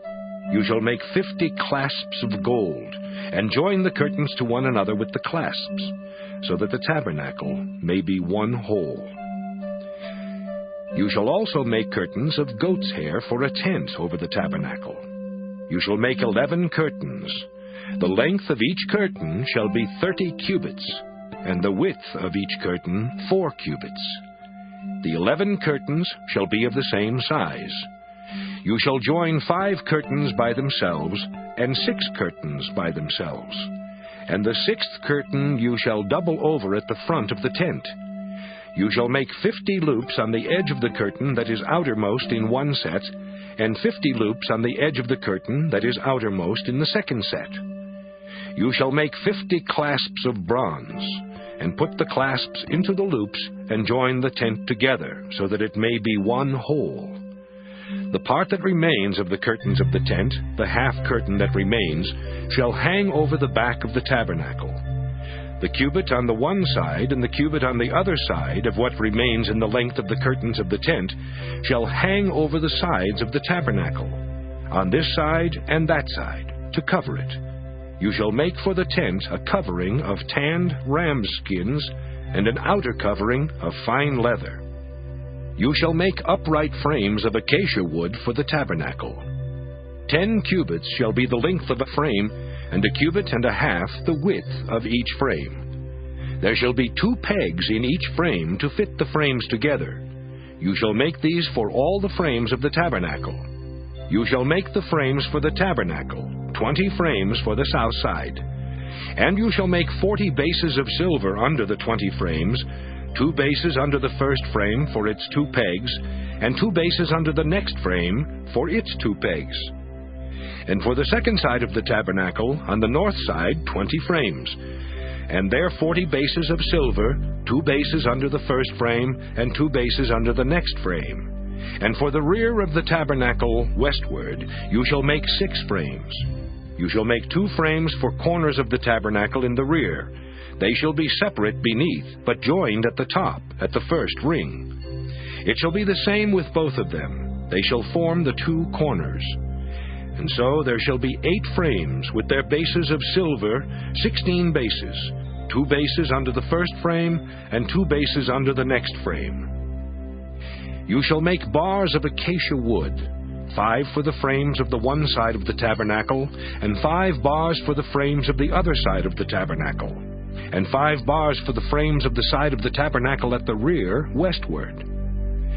The middle bar, halfway up the frames, shall pass through from end to end.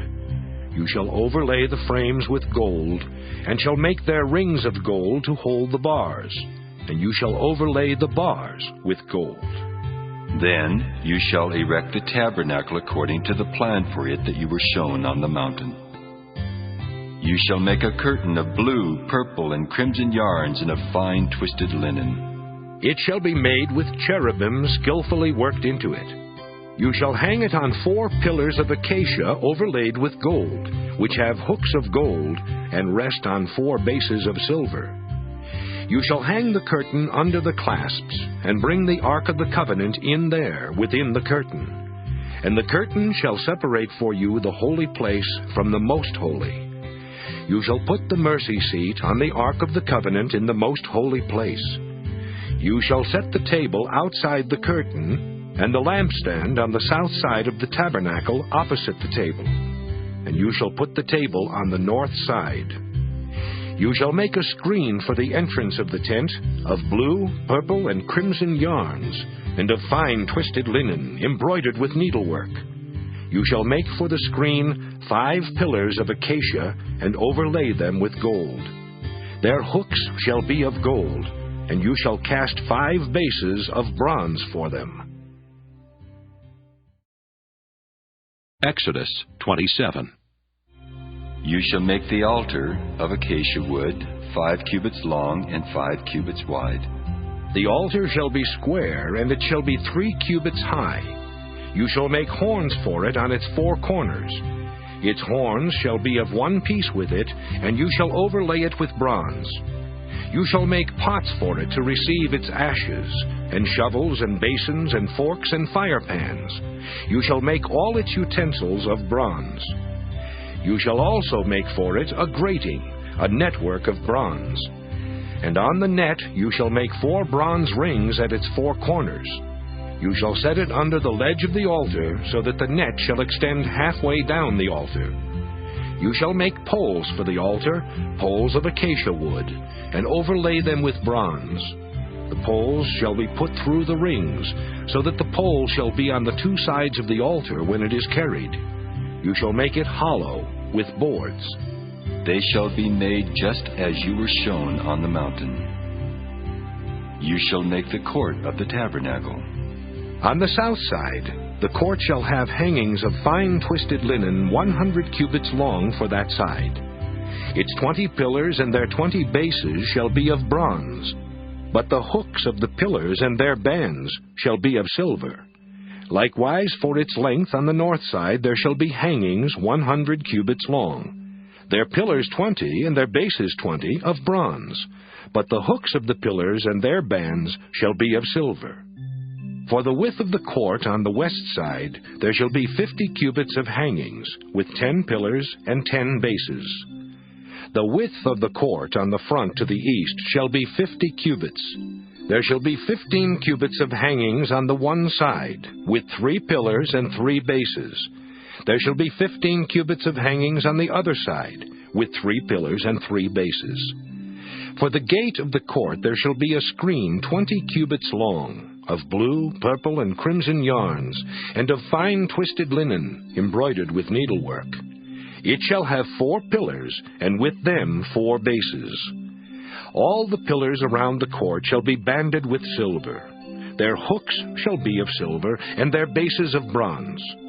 The length of the court shall be 100 cubits, the width 50, and the height 5 cubits, with hangings of fine twisted linen and bases of bronze. All the utensils of the tabernacle for every use, and all its pegs and all the pegs of the court, shall be of bronze. You shall further command the Israelites to bring you pure oil of beaten olives for the light, so that a lamp may be set up to burn regularly. In the tent of meeting, outside the curtain that is before the covenant, Aaron and his sons shall tend it from evening to morning before the Lord. It shall be a perpetual ordinance to be observed throughout their generations by the Israelites. Exodus 28. Then bring near to you your brother Aaron and his sons with him from among the Israelites to serve me as priests. Aaron and Aaron's sons, Nadab and Abihu, Eleazar and Ithamar. You shall make sacred vestments for the glorious adornment of your brother Aaron, and you shall speak to all who have ability, whom I have endowed with skill, that they make Aaron's vestments to consecrate him for my priesthood. These are the vestments that they shall make: a breastpiece, an ephod, a robe, a checkered tunic, a turban, and a sash. When they make these sacred vestments for your brother Aaron and his sons to serve me as priests, they shall use gold, blue, purple, and crimson yarns, and fine linen. They shall make the ephod of gold, of blue, purple, and crimson yarns, and of fine twisted linen, skillfully worked. It shall have 2 shoulder pieces attached to its 2 edges, so that it may be joined together. The decorated band on it shall be of the same workmanship and materials, of gold, of blue, purple, and crimson yarns, and of fine twisted linen. You shall take 2 onyx stones, and engrave on them the names of the sons of Israel, 6 of their names on the one stone, and the names of the remaining 6 on the other stone, in the order of their birth. As a gem cutter engraves signets, so you shall engrave the 2 stones with the names of the sons of Israel. You shall mount them in settings of gold filigree. You shall set the 2 stones on the shoulder pieces of the ephod, as stones of remembrance for the sons of Israel. And Aaron shall bear their names before the Lord on his 2 shoulders for remembrance. You shall make settings of gold filigree, and 2 chains of pure gold twisted like cords, and you shall attach the corded chains to the settings. You shall make a breastpiece of judgment in skilled work. You shall make it in the style of the ephod, of gold, of blue, and purple, and crimson yarns, and of fine twisted linen you shall make it. It shall be square and doubled, a span in length and a span in width. You shall set in it 4 rows of stones. A row of carnelian, chrysolite, and emerald shall be the first row, and the second row a turquoise, a sapphire, and a moonstone, and the third row a jacinth, an agate, and an amethyst, and the 4th row a beryl, an onyx, and a jasper. They shall be set in gold filigree. There shall be 12 stones with names corresponding to the names of the sons of Israel. They shall be like signets, each engraved with its name for the 12 tribes. You shall make for the breastpiece chains of pure gold, twisted like cords. And you shall make for the breastpiece 2 rings of gold, and put the 2 rings on the 2 edges of the breastpiece. You shall put the 2 cords of gold in the 2 rings at the edges of the breastpiece. The 2 ends of the 2 cords you shall attach to the 2 settings, and so attach it in front to the shoulder pieces of the ephod. You shall make 2 rings of gold, and put them at the 2 ends of the breastpiece, on its inside edge next to the ephod. You shall make 2 rings of gold, and attach them in front to the lower part of the 2 shoulder pieces of the ephod, at its joining above the decorated band of the ephod. The breastpiece shall be bound by its rings to the rings of the ephod with a blue cord, so that it may lie on the decorated band of the ephod, and so that the breastpiece shall not come loose from the ephod. So Aaron shall bear the names of the sons of Israel in the breastpiece of judgment on his heart when he goes into the holy place, for a continual remembrance before the Lord. In the breastpiece of judgment you shall put the Urim and the Thummim, and they shall be on Aaron's heart when he goes in before the Lord. Thus Aaron shall bear the judgment of the Israelites on his heart before the Lord continually. You shall make the robe of the ephod all of blue. It shall have an opening for the head in the middle of it, with a woven binding around the opening, like the opening in a coat of mail, so that it may not be torn. On its lower hem you shall make pomegranates of blue, purple, and crimson yarns, all around the lower hem, with bells of gold between them all around. A golden bell and a pomegranate alternating all around the lower hem of the robe. Aaron shall wear it when he ministers, and its sound shall be heard when he goes into the holy place before the Lord, and when he comes out, so that he may not die. You shall make a rosette of pure gold, and engrave on it, like the engraving of a signet, Holy to the Lord. You shall fasten it on the turban with a blue cord. It shall be on the front of the turban. It shall be on Aaron's forehead, and Aaron shall take on himself any guilt incurred in the holy offering that the Israelites consecrate as their sacred donations. It shall always be on his forehead, in order that they may find favor before the Lord. You shall make the checkered tunic of fine linen, and you shall make a turban of fine linen, and you shall make a sash embroidered with needlework. For Aaron's sons you shall make tunics and sashes and headdresses. You shall make them for their glorious adornment. You shall put them on your brother Aaron, and on his sons with him, and shall anoint them, and ordain them, and consecrate them, so that they may serve me as priests. You shall make for them linen undergarments to cover their naked flesh. They shall reach from the hips to the thighs. Aaron and his sons shall wear them when they go into the tent of meeting, or when they come near the altar to minister in the holy place. Or they will bring guilt on themselves and die. This shall be a perpetual ordinance for him and for his descendants after him. Exodus 29. Now this is what you shall do to them to consecrate them, so that they may serve me as priests. Take 1 young bull and 2 rams without blemish, and unleavened bread, unleavened cakes mixed with oil, and unleavened wafers spread with oil. You shall make them of choice wheat flour. You shall put them in 1 basket, and bring them in the basket, and bring the bull and the 2 rams. You shall bring Aaron and his sons to the entrance of the tent of meeting, and wash them with water. Then you shall take the vestments, and put on Aaron the tunic, and the robe of the ephod, and the breastpiece, and gird him with the decorated band of the ephod. And you shall set the turban on his head, and put the holy diadem on the turban. You shall take the anointing oil, and pour it on his head, and anoint him. Then you shall bring his sons, and put tunics on them, and you shall gird them with sashes, and tie headdresses on them. And the priesthood shall be theirs by a perpetual ordinance. You shall then ordain Aaron and his sons. You shall bring the bull in front of the tent of meeting.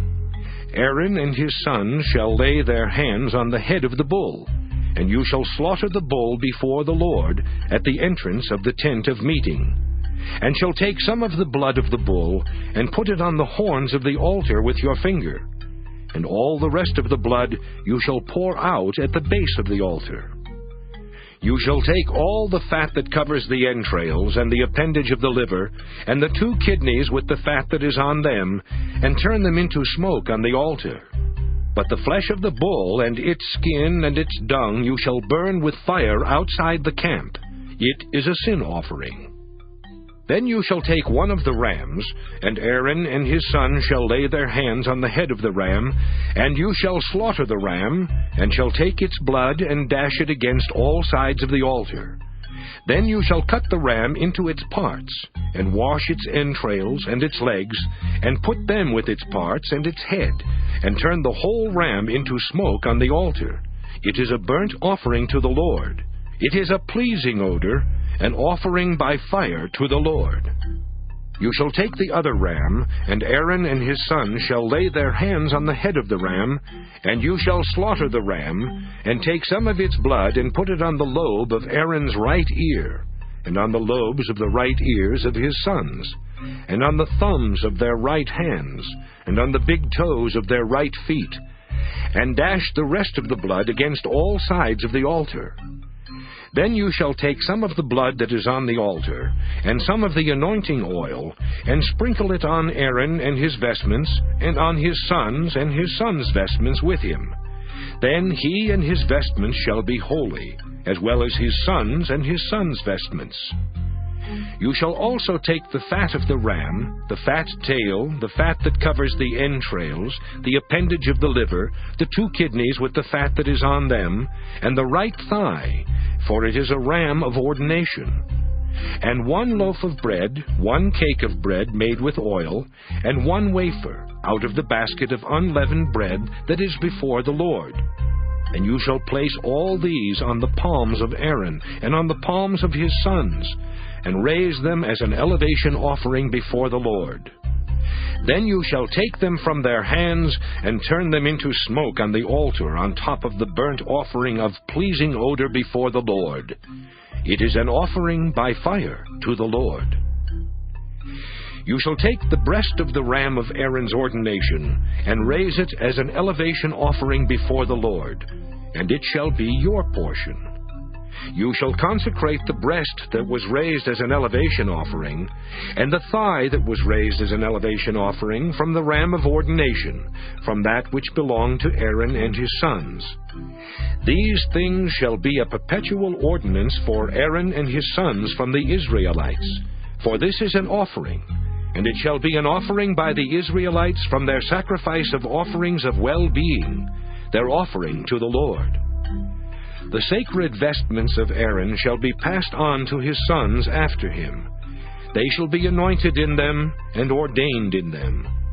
The son who is priest in his place shall wear them 7 days when he comes into the tent of meeting to minister in the holy place. You shall take the ram of ordination and boil its flesh in a holy place, and Aaron and his sons shall eat the flesh of the ram, and the bread that is in the basket at the entrance of the tent of meeting. They themselves shall eat the food by which atonement is made, to ordain and consecrate them, but no one else shall eat of them, because they are holy. If any of the flesh for the ordination or of the bread remains until the morning, then you shall burn the remainder with fire. It shall not be eaten, because it is holy. Thus you shall do to Aaron and to his sons just as I have commanded you. Through 7 days you shall ordain them. Also every day you shall offer a bull as a sin offering for atonement. Also you shall offer a sin offering for the altar when you make atonement for it, and shall anoint it to consecrate it. 7 days you shall make atonement for the altar, and consecrate it, and the altar shall be most holy. Whatever touches the altar shall become holy. Now this is what you shall offer on the altar: 2 lambs a year old regularly each day. 1 lamb you shall offer in the morning, and the other lamb you shall offer in the evening.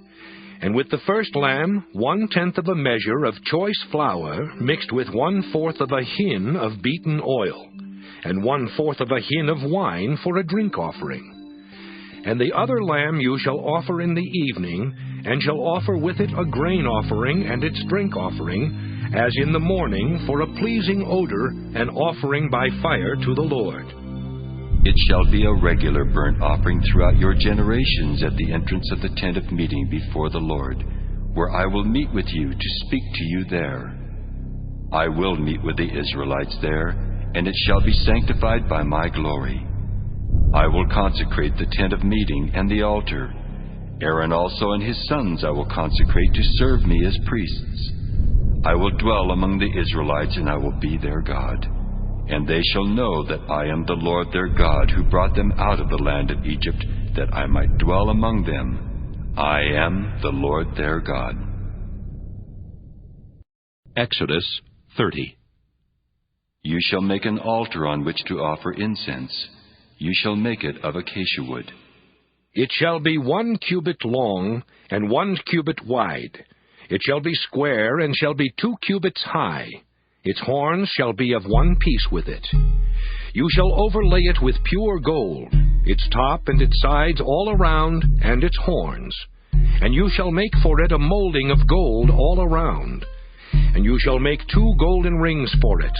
Under its molding, on 2 opposite sides of it, you shall make them, and they shall hold the poles with which to carry it. You shall make the poles of acacia wood, and overlay them with gold. You shall place it in front of the curtain that is above the Ark of the Covenant, in front of the mercy seat that is over the covenant, where I will meet with you. Aaron shall offer fragrant incense on it. Every morning when he dresses the lamps, he shall offer it. And when Aaron sets up the lamps in the evening, he shall offer it, a regular incense offering before the Lord throughout your generations. You shall not offer unholy incense on it, or a burnt offering or a grain offering, and you shall not pour a drink offering on it. Once a year Aaron shall perform the rite of atonement on its horns.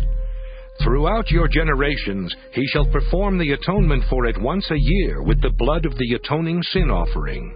It is most holy to the Lord. The Lord spoke to Moses.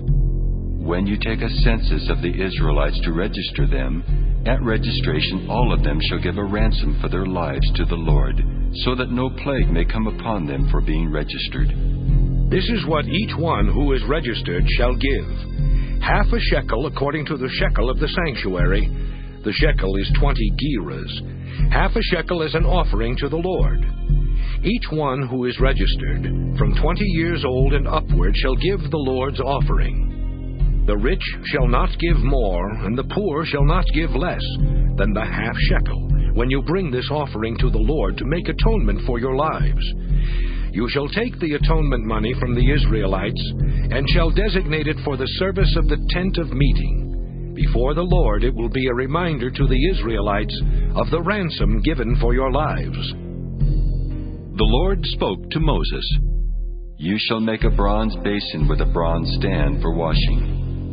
You shall put it between the tent of meeting and the altar, and you shall put water in it. With the water Aaron and his sons shall wash their hands and their feet.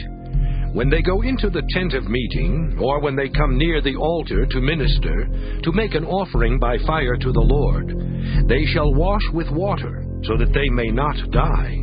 They shall wash their hands and their feet, so that they may not die. It shall be a perpetual ordinance for them, for him and for his descendants throughout their generations. The Lord spoke to Moses. Take the finest spices, of liquid myrrh 500 shekels, and of sweet-smelling cinnamon half as much, that is 250, and 250 of aromatic cane, and 500 of cassia, measured by the sanctuary shekel, and a hin of olive oil.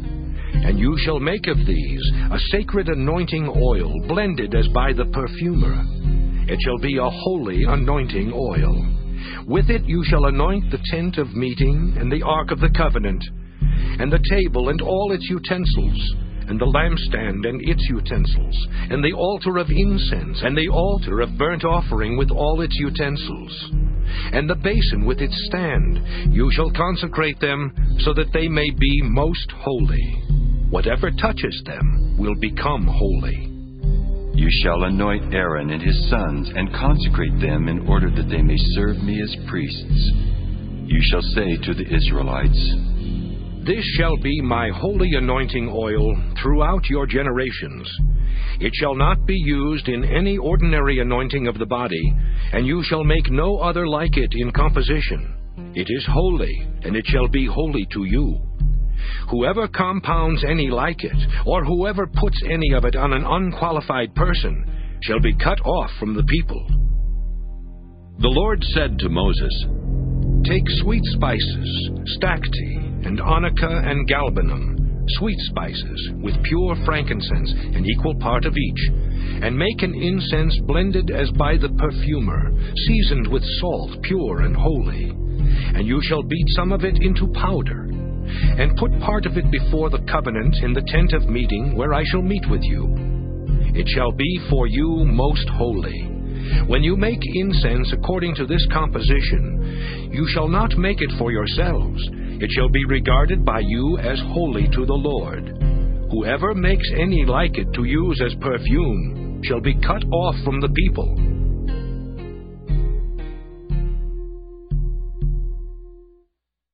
Exodus 31.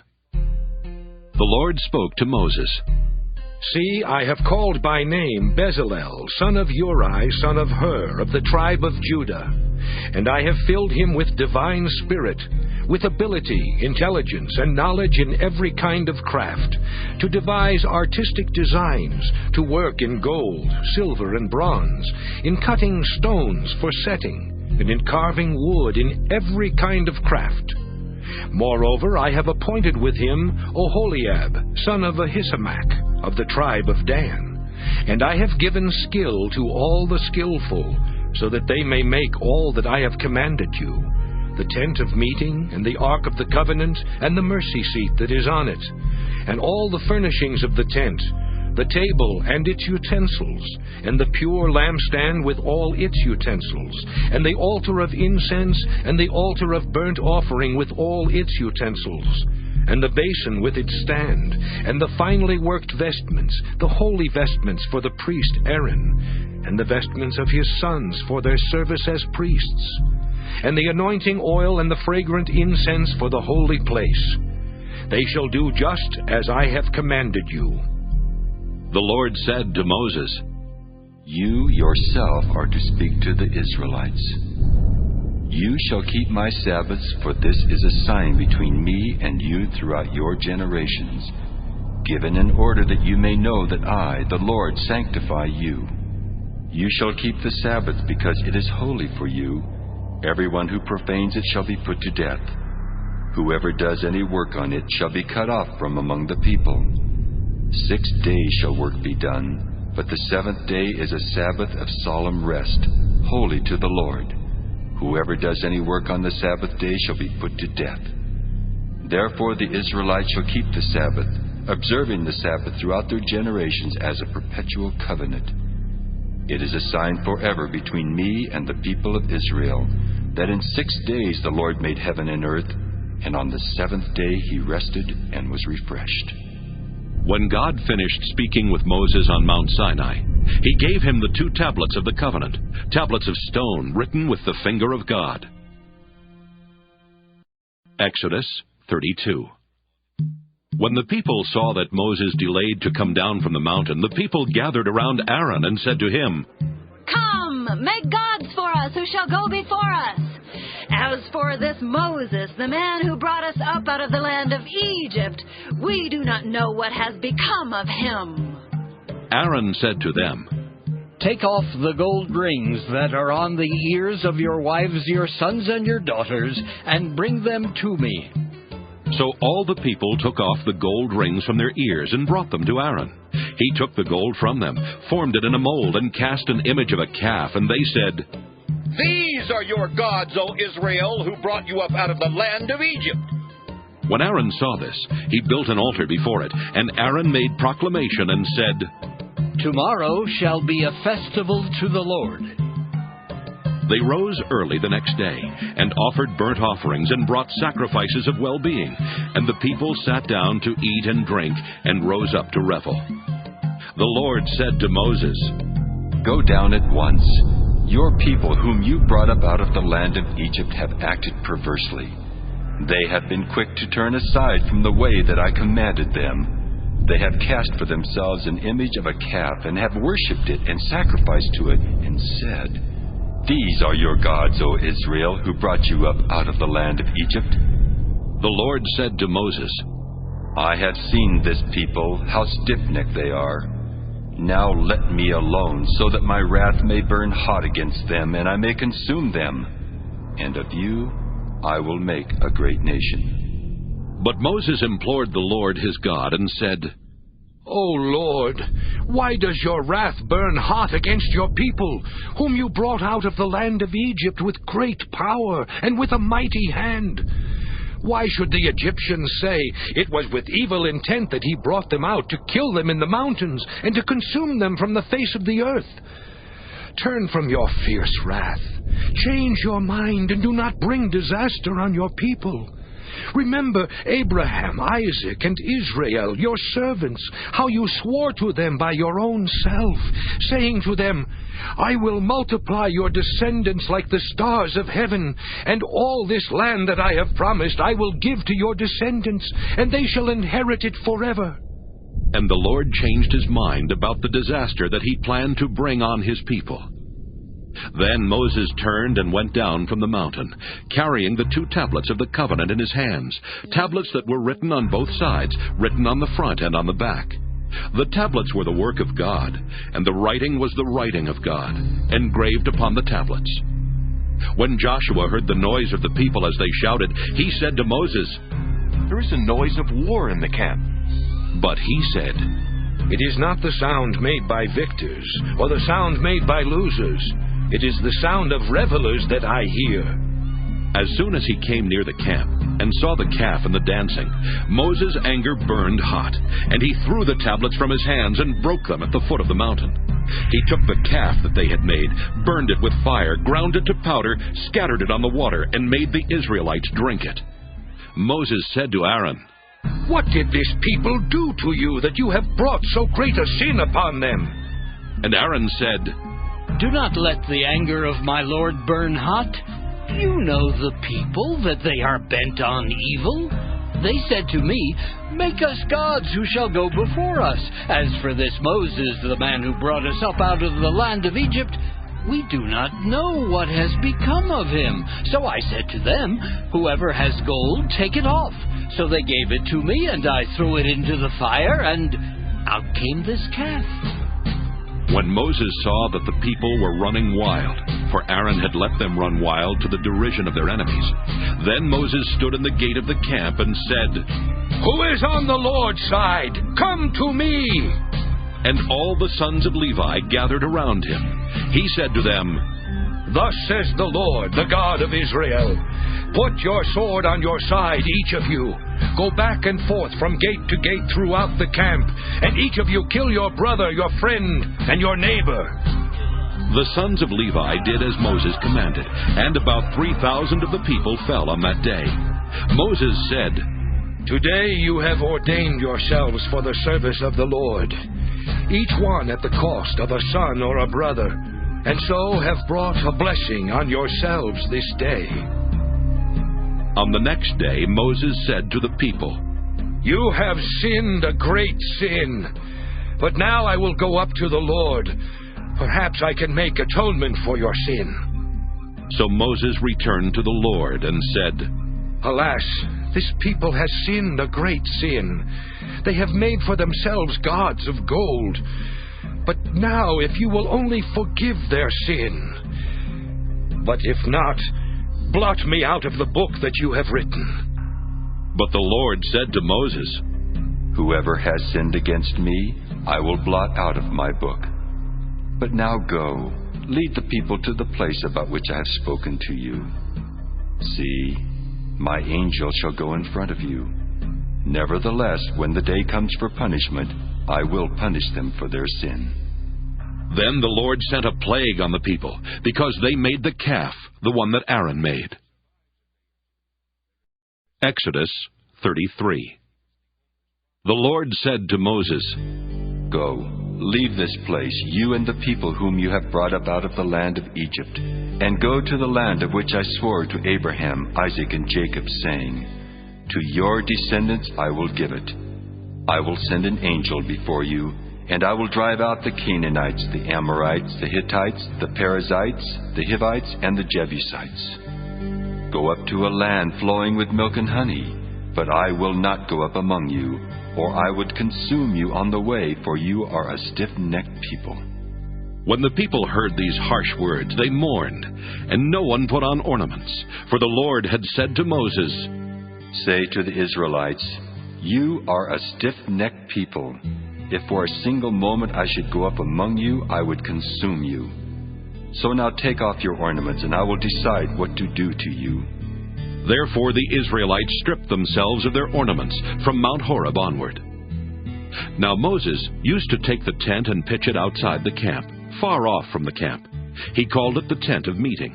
And everyone who sought the Lord would go out to the tent of meeting, which was outside the camp. Whenever Moses went out to the tent, all the people would rise and stand, each of them at the entrance of their tents, and watch Moses until he had gone into the tent. When Moses entered the tent, the pillar of cloud would descend and stand at the entrance of the tent, and the Lord would speak with Moses. When all the people saw the pillar of cloud standing at the entrance of the tent, all the people would rise and bow down, all of them, at the entrance of their tent. Thus the Lord used to speak to Moses face to face, as one speaks to a friend. Then he would return to the camp, but his young assistant Joshua, son of Nun, would not leave the tent. Moses said to the Lord, "See, you have said to me, 'Bring up this people,' but you have not let me know whom you will send with me. Yet you have said, 'I know you by name, and you have also found favor in my sight.' Now, if I have found favor in your sight, show me your ways, so that I may know you and find favor in your sight. Consider, too, that this nation is your people." He said, "My presence will go with you, and I will give you rest." And he said to him, "If your presence will not go, do not carry us up from here.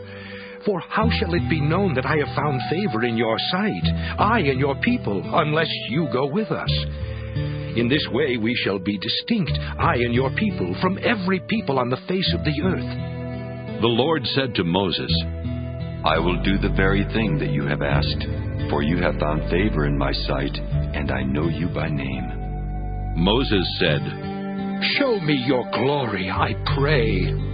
And he said, "I will make all my goodness pass before you, and will proclaim before you the name, the Lord. And I will be gracious to whom I will be gracious, and will show mercy on whom I will show mercy. But," he said, "you cannot see my face, for no one shall see me and live." And the Lord continued, "See, there is a place by me where you shall stand on the rock. And while my glory passes by, I will put you in a cleft of the rock, and I will cover you with my hand until I have passed by. Then I will take away my hand, and you shall see my back, but my face shall not be seen. Exodus 34. The Lord said to Moses, Cut 2 tablets of stone like the former ones, and I will write on the tablets the words that were on the former tablets, which you broke. Be ready in the morning, and come up in the morning to Mount Sinai, and present yourself there to me on the top of the mountain. No one shall come up with you, and do not let anyone be seen throughout all the mountain. And do not let flocks or herds graze in front of that mountain. So Moses cut 2 tablets of stone like the former ones, and he rose early in the morning and went up on Mount Sinai, as the Lord had commanded him, and took in his hand the 2 tablets of stone. The Lord descended in the cloud and stood with him there, and proclaimed the name, The Lord. The Lord passed before him and proclaimed, The Lord, a God merciful and gracious, slow to anger, and abounding in steadfast love and faithfulness, keeping steadfast love for the 1000th generation, forgiving iniquity and transgression and sin, yet by no means clearing the guilty, but visiting the iniquity of the parents upon the children, and the children's children, to the 3rd and the 4th generation. And Moses quickly bowed his head toward the earth and worshipped. He said, If now I have found favor in your sight, O Lord, I pray let the Lord go with us. Although this is a stiff-necked people, pardon our iniquity and our sin, and take us for your inheritance. He said, I hereby make a covenant. Before all your people I will perform marvels, such as have not been performed in all the earth, or in any nation. And all the people among whom you live shall see the work of the Lord, for it is an awesome thing that I will do with you. Observe what I command you today. See, I will drive out before you the Amorites, the Canaanites, the Hittites, the Perizzites, the Hivites, and the Jebusites. Take care not to make a covenant with the inhabitants of the land to which you are going, or it will become a snare among you. You shall tear down their altars, break their pillars, and cut down their sacred poles. For you shall worship no other God, because the Lord, whose name is jealous, is a jealous God. You shall not make a covenant with the inhabitants of the land, for when they prostitute themselves to their gods and sacrifice to their gods, someone among them will invite you, and you will eat of the sacrifice. And you will take wives from among their daughters for your sons, and their daughters who prostitute themselves to their gods will make your sons also prostitute themselves to their gods. You shall not make cast idols. You shall keep the festival of unleavened bread. 7 days you shall eat unleavened bread, as I commanded you, at the time appointed in the month of Abib. For in the month of Abib you came out from Egypt. All that first opens the womb is mine. All your male livestock, the firstborn of cow and sheep, the firstborn of a donkey you shall redeem with a lamb. Or if you will not redeem it, you shall break its neck. All the firstborn of your sons you shall redeem. No one shall appear before me empty-handed. 6 days you shall work, but on the 7th day you shall rest.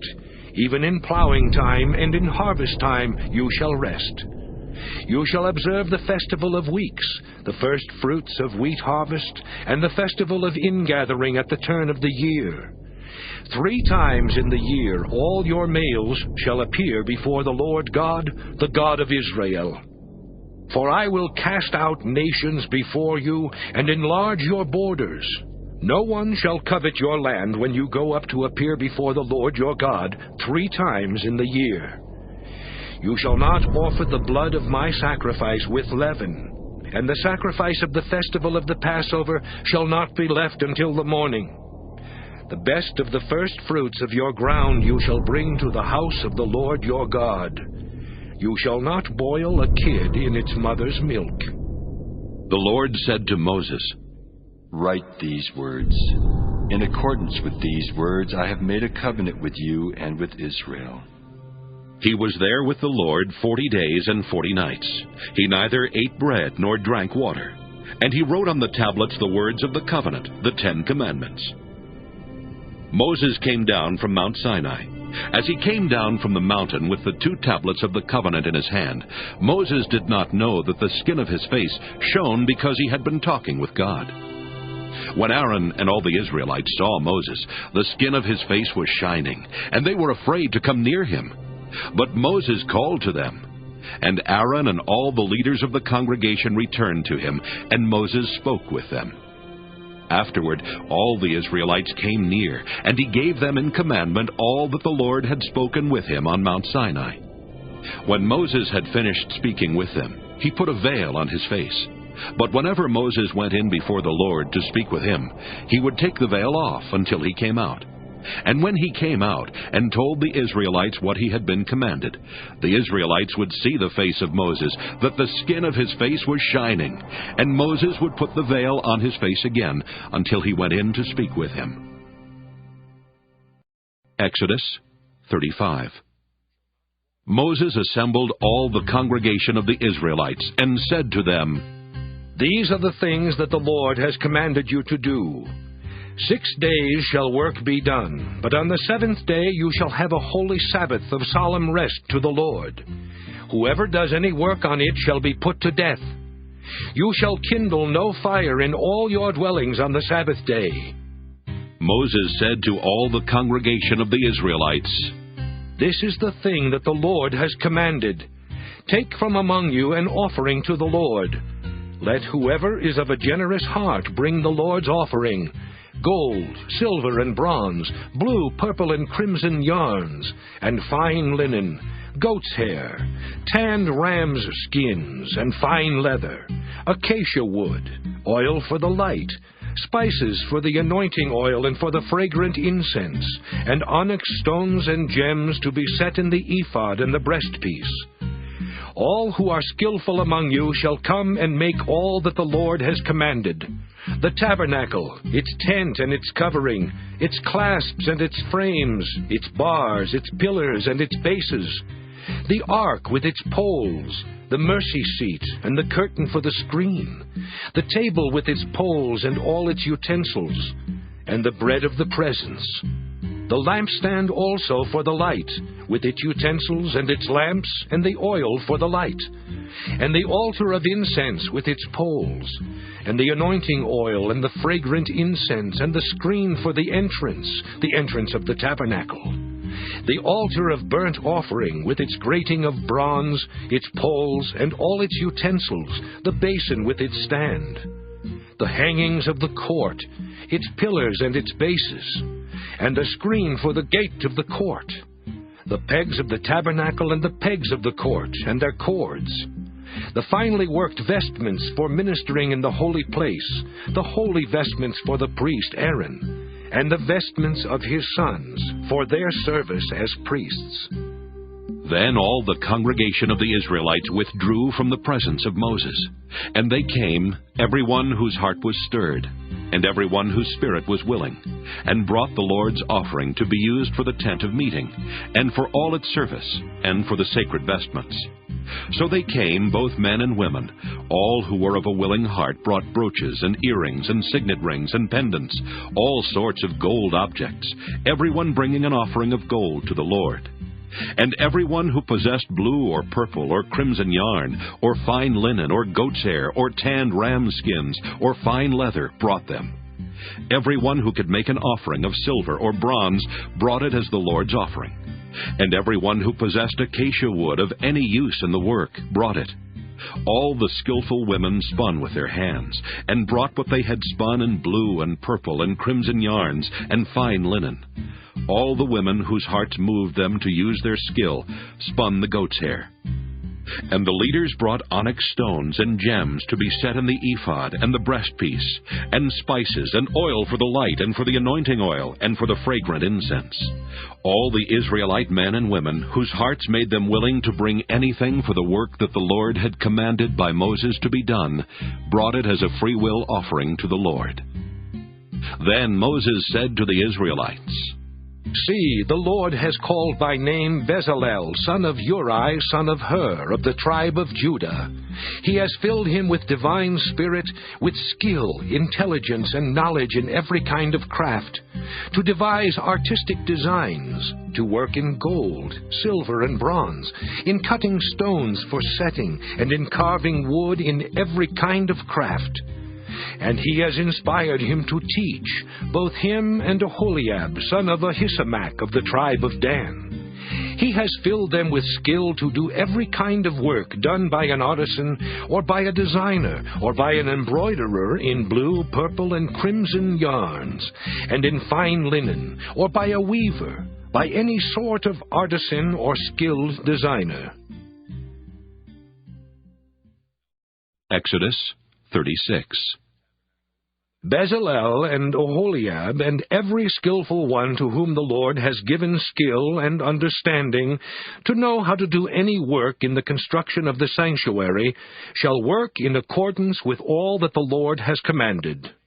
Moses then called Bezalel and Aholiab, and every skillful one to whom the Lord had given skill, every one whose heart was stirred to come to do the work. And they received from Moses all the freewill offerings that the Israelites had brought for doing the work on the sanctuary. They still kept bringing him freewill offerings every morning, so that all the artisans who were doing every sort of task on the sanctuary came, each from the task being performed, and said to Moses, "The people are bringing much more than enough for doing the work that the Lord has commanded us to do." So Moses gave command, and word was proclaimed throughout the camp. No man or woman is to make anything else as an offering for the sanctuary. So the people were restrained from bringing, for what they had already brought was more than enough to do all the work. All those with skill among the workers made the tabernacle with 10 curtains. They were made of fine twisted linen, and blue, purple, and crimson yarns, with cherubim skillfully worked into them. The length of each curtain was 28 cubits, and the width of each curtain 4 cubits. All the curtains were of the same size. He joined 5 curtains to one another, and the other 5 curtains he joined to one another. He made loops of blue on the edge of the outermost curtain of the first set. Likewise, he made them on the edge of the outermost curtain of the second set. He made 50 loops on the one curtain, and he made 50 loops on the edge of the curtain that was in the second set. The loops were opposite one another. And he made 50 clasps of gold, and joined the curtains one to the other with clasps, so the tabernacle was one whole. He also made curtains of goat's hair for a tent over the tabernacle. He made 11 curtains. The length of each curtain was 30 cubits, and the width of each curtain 4 cubits. The 11 curtains were of the same size. He joined 5 curtains by themselves, and 6 curtains by themselves. He made 50 loops on the edge of the outermost curtain of the one set, and 50 loops on the edge of the other connecting curtain. He made 50 clasps of bronze to join the tent together so that it might be one whole. And he made for the tent a covering of tanned ram skins, and an outer covering of fine leather. Then he made the upright frames for the tabernacle of acacia wood. 10 cubits was the length of a frame, and 1.5 cubits the width of each frame. Each frame had 2 pegs for fitting together. He did this for all the frames of the tabernacle. The frames for the tabernacle he made in this way: 20 frames for the south side, and he made 40 bases of silver under the 20 frames, 2 bases under the first frame for its 2 pegs, and 2 bases under the next frame for its 2 pegs. For the second side of the tabernacle, on the north side, he made 20 frames, and there 40 bases of silver, 2 bases under the first frame, and 2 bases under the next frame. For the rear of the tabernacle, westward, he made 6 frames. He made 2 frames for corners of the tabernacle in the rear. They were separate beneath, but joined at the top at the first ring. He made 2 of them in this way for the 2 corners. There were 8 frames with their bases of silver, 16 bases, under every frame 2 bases. He made bars of acacia wood, 5 for the frames of the one side of the tabernacle, and 5 bars for the frames of the other side of the tabernacle, and 5 bars for the frames of the tabernacle at the rear westward. He made the middle bar to pass through from end to end halfway up the frames. And he overlaid the frames with gold, and made rings of gold for them to hold the bars, and overlaid the bars with gold. He made the curtain of blue, purple, and crimson yarns, and fine twisted linen, with cherubim skillfully worked into it. For it he made 4 pillars of acacia, and overlaid them with gold. Their hooks were of gold, and he cast for them 4 bases of silver. He also made a screen for the entrance to the tent, of blue, purple, and crimson yarns, and fine twisted linen, embroidered with needlework, and its 5 pillars with their hooks. He overlaid their capitals and their bases with gold, but their 5 bases were of bronze. Exodus 37. Bezalel made the ark of acacia wood. It was 2.5 cubits long, 1.5 cubits wide, and 1.5 cubits high. He overlaid it with pure gold inside and outside, and made a molding of gold around it. He cast for it 4 rings of gold for its 4 feet, 2 rings on its one side and 2 rings on its other side. He made poles of acacia wood and overlaid them with gold, and put the poles into the rings on the sides of the ark to carry the ark. He made a mercy seat of pure gold. 2.5 cubits was its length, and 1.5 cubits its width.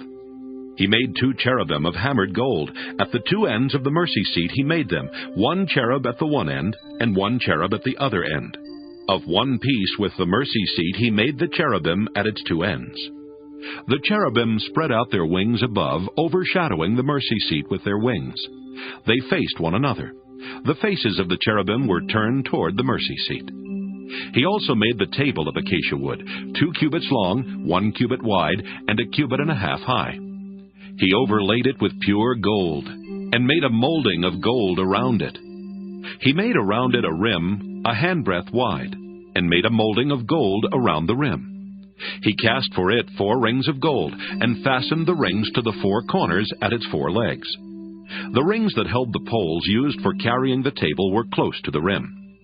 He made the poles of acacia wood to carry the table, and overlaid them with gold. And he made the vessels of pure gold that were to be on the table, its plates and dishes for incense, and its bowls and flagons with which to pour drink offerings. He also made the lampstand of pure gold. The base and the shaft of the lampstand were made of hammered work. Its cups, its calyxes, and its petals were of one piece with it. There were 6 branches going out of its sides, 3 branches of the lampstand out of one side of it, and 3 branches of the lampstand out of the other side of it. 3 cups shaped like almond blossoms, each with calyx and petals on one branch, and 3 cups shaped like almond blossoms, each with calyx and petals on the other branch. So for the 6 branches going out of the lampstand. On the lampstand itself there were 4 cups shaped like almond blossoms, each with its calyxes and petals. There was a calyx of one piece with it under the first pair of branches, a calyx of one piece with it under the next pair of branches, and a calyx of one piece with it under the last pair of branches. Their calyxes and their branches were of one piece with it, the whole of it one hammered piece of pure gold. He made it 7 lamps, and its snuffers, and its trays of pure gold. He made it and all its utensils of a talent of pure gold. He made the altar of incense of acacia wood, 1 cubit long and 1 cubit wide. It was square, and was 2 cubits high. Its horns were of one piece with it. He overlaid it with pure gold, its top and its sides all around, and its horns. And he made for it a molding of gold all around, and made 2 golden rings for it under its molding, on 2 opposite sides of it, to hold the poles with which to carry it. And he made the poles of acacia wood, and overlaid them with gold. He made the holy anointing oil also, and the pure fragrant incense blended as by the perfumer. Exodus 38. He made the altar of burnt offering also of acacia wood. It was 5 cubits long, and 5 cubits wide. It was square, and 3 cubits high. He made horns for it on its 4 corners. Its horns were of one piece with it, and he overlaid it with bronze. He made all the utensils of the altar, the pots, the shovels, the basins, the forks, and the fire pans. All its utensils he made of bronze. He made for the altar a grating, a network of bronze under its ledge, extending halfway down. He cast 4 rings on the 4 corners of the bronze grating to hold the poles. He made the poles of acacia wood, and overlaid them with bronze. And he put the poles through the rings on the sides of the altar to carry it with him. He made it hollow with boards. He made the basin of bronze with its stand of bronze, from the mirrors of the women who served at the entrance to the tent of meeting. He made the court. For the south side, the hangings of the court were of fine twisted linen, 100 cubits long. Its 20 pillars and their 20 bases were of bronze, but the hooks of the pillars and their bands were of silver. For the north side, there were hangings 100 cubits long. Its 20 pillars and their 20 bases were of bronze, but the hooks of the pillars and their bands were of silver. For the west side, there were hangings 50 cubits long, with 10 pillars and 10 bases. The hooks of the pillars and their bands were of silver. And for the front to the east, 50 cubits. The hangings for one side of the gate were 15 cubits, with 3 pillars and 3 bases. And so for the other side, on each side of the gate of the court were hangings of 15 cubits, with 3 pillars and 3 bases. All the hangings around the court were of fine twisted linen. The bases for the pillars were of bronze, but the hooks of the pillars and their bands were of silver.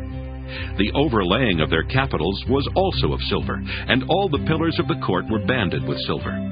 The screen for the entrance to the court was embroidered with needlework in blue, purple, and crimson yarns, and fine twisted linen. It was 20 cubits long, and along the width of it 5 cubits high, corresponding to the hangings of the court. There were 4 pillars, their 4 bases were of bronze, their hooks of silver, and the overlaying of their capitals and their bands of silver. All the pegs for the tabernacle and for the court all around were of bronze. These are the records of the tabernacle of the covenant, which were drawn up at the commandment of Moses, the work of the Levites being under the direction of Ithamar, son of the priest Aaron. Bezalel, son of Uri, son of Hur, of the tribe of Judah, made all that the Lord commanded Moses. And with him was Oholiab, son of Ahisamach, of the tribe of Dan, engraver, designer, and embroiderer in blue, purple, and crimson yarns, and in fine linen. All the gold that was used for the work, in all the construction of the sanctuary, the gold from the offering was 29 talents and 730 shekels, measured by the sanctuary shekel. The silver from those of the congregation who were counted was 100 talents and 1,775 shekels, measured by the sanctuary shekel. A beka a head, that is, half a shekel, measured by the sanctuary shekel, for every one who was counted in the census, from 20 years old and upward, for 603,550 men.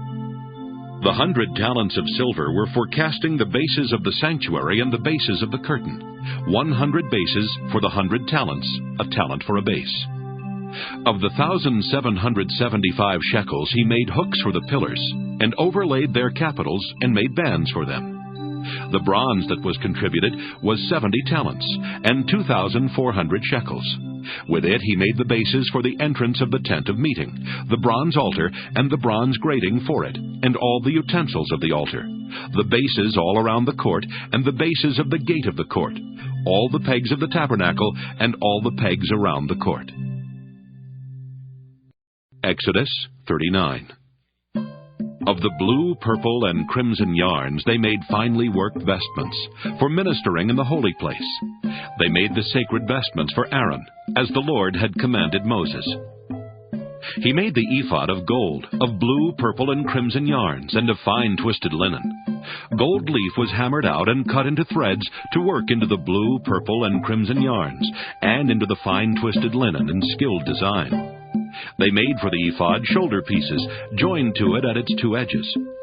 The decorated band on it was of the same materials and workmanship, of gold, of blue, purple, and crimson yarns, and of fine twisted linen, as the Lord had commanded Moses. The onyx stones were prepared, and closed in settings of gold filigree, and engraved like the engravings of a signet, according to the names of the sons of Israel. He set them on the shoulder pieces of the ephod, to be stones of remembrance for the sons of Israel, as the Lord had commanded Moses. He made the breastpiece in skilled work, like the work of the ephod, of gold, of blue, purple, and crimson yarns, and of fine twisted linen. It was square. The breastpiece was made double, a span in length and a span in width when doubled. They set in it 4 rows of stones. a row of carnelian, chrysolite, and emerald was the first row, and the second row, a turquoise, a sapphire, and a moonstone. And the third row, a jacinth, an agate, and an amethyst. And the fourth row, a beryl, an onyx, and a jasper. They were enclosed in settings of gold filigree. There were 12 stones with names corresponding to the names of the sons of Israel. They were like signets, each engraved with its name for the 12 tribes. They made on the breastpiece chains of pure gold, twisted like cords. And they made 2 settings of gold filigree and 2 gold rings, and put the 2 rings on the 2 edges of the breastpiece. And they put the 2 cords of gold in the 2 rings at the edges of the breastpiece. 2 ends of the 2 cords they had attached to the 2 settings of filigree. In this way they attached it in front to the shoulder pieces of the ephod. Then they made 2 rings of gold, and put them at the 2 ends of the breastpiece, on its inside edge next to the ephod. They made 2 rings of gold, and attached them in front to the lower part of the 2 shoulder pieces of the ephod, at its joining above the decorated band of the ephod. They bound the breastpiece by its rings to the rings of the ephod with a blue cord, so that it should lie on the decorated band of the ephod, and that the breastpiece should not come loose from the ephod, as the Lord had commanded Moses. He also made the robe of the ephod woven all of blue yarn, and the opening of the robe in the middle of it was like the opening in a coat of mail, with a binding around the opening so that it might not be torn. On the lower hem of the robe, they made pomegranates of blue, purple, and crimson yarns, and of fine twisted linen. They also made bells of pure gold, and put the bells between the pomegranates on the lower hem of the robe all around, between the pomegranates. A bell and a pomegranate, all around on the lower hem of the robe for ministering, as the Lord had commanded Moses. They also made the tunics, woven of fine linen, for Aaron and his sons, and the turban of fine linen, and the headdresses of fine linen, and the linen undergarments of fine twisted linen, and the sash of fine twisted linen, and of blue, purple, and crimson yarns embroidered with needlework, as the Lord had commanded Moses. They made the rosette of the holy diadem of pure gold, and wrote on it an inscription like the engraving of a signet, "Holy to the Lord." They tied to it a blue cord to fasten it on the turban above, as the Lord had commanded Moses. In this way, all the work of the tabernacle of the tent of meeting was finished. The Israelites had done everything just as the Lord had commanded Moses. Then they brought the tabernacle to Moses, the tent and all its utensils, its hooks, its frames, its bars, its pillars and its bases, the covering of tanned ram skins, and the covering of fine leather, and the curtain for the screen, the Ark of the Covenant with its poles, and the mercy seat, the table with all its utensils, and the bread of the presence, the pure lampstand with its lamps set on it, and all its utensils, and the oil for the light, the golden altar, the anointing oil, and the fragrant incense, and the screen for the entrance of the tent, the bronze altar and its grating of bronze, its poles and all its utensils, the basin with its stand, the hangings of the court, its pillars and its bases, and the screen for the gate of the court, its cords and its pegs, and all the utensils for the service of the tabernacle for the tent of meeting, the finely worked vestments for ministering in the holy place, the sacred vestments for the priest Aaron, and the vestments of his sons to serve as priests. The Israelites had done all of the work just as the Lord had commanded Moses. When Moses saw that they had done all the work just as the Lord had commanded, he blessed them.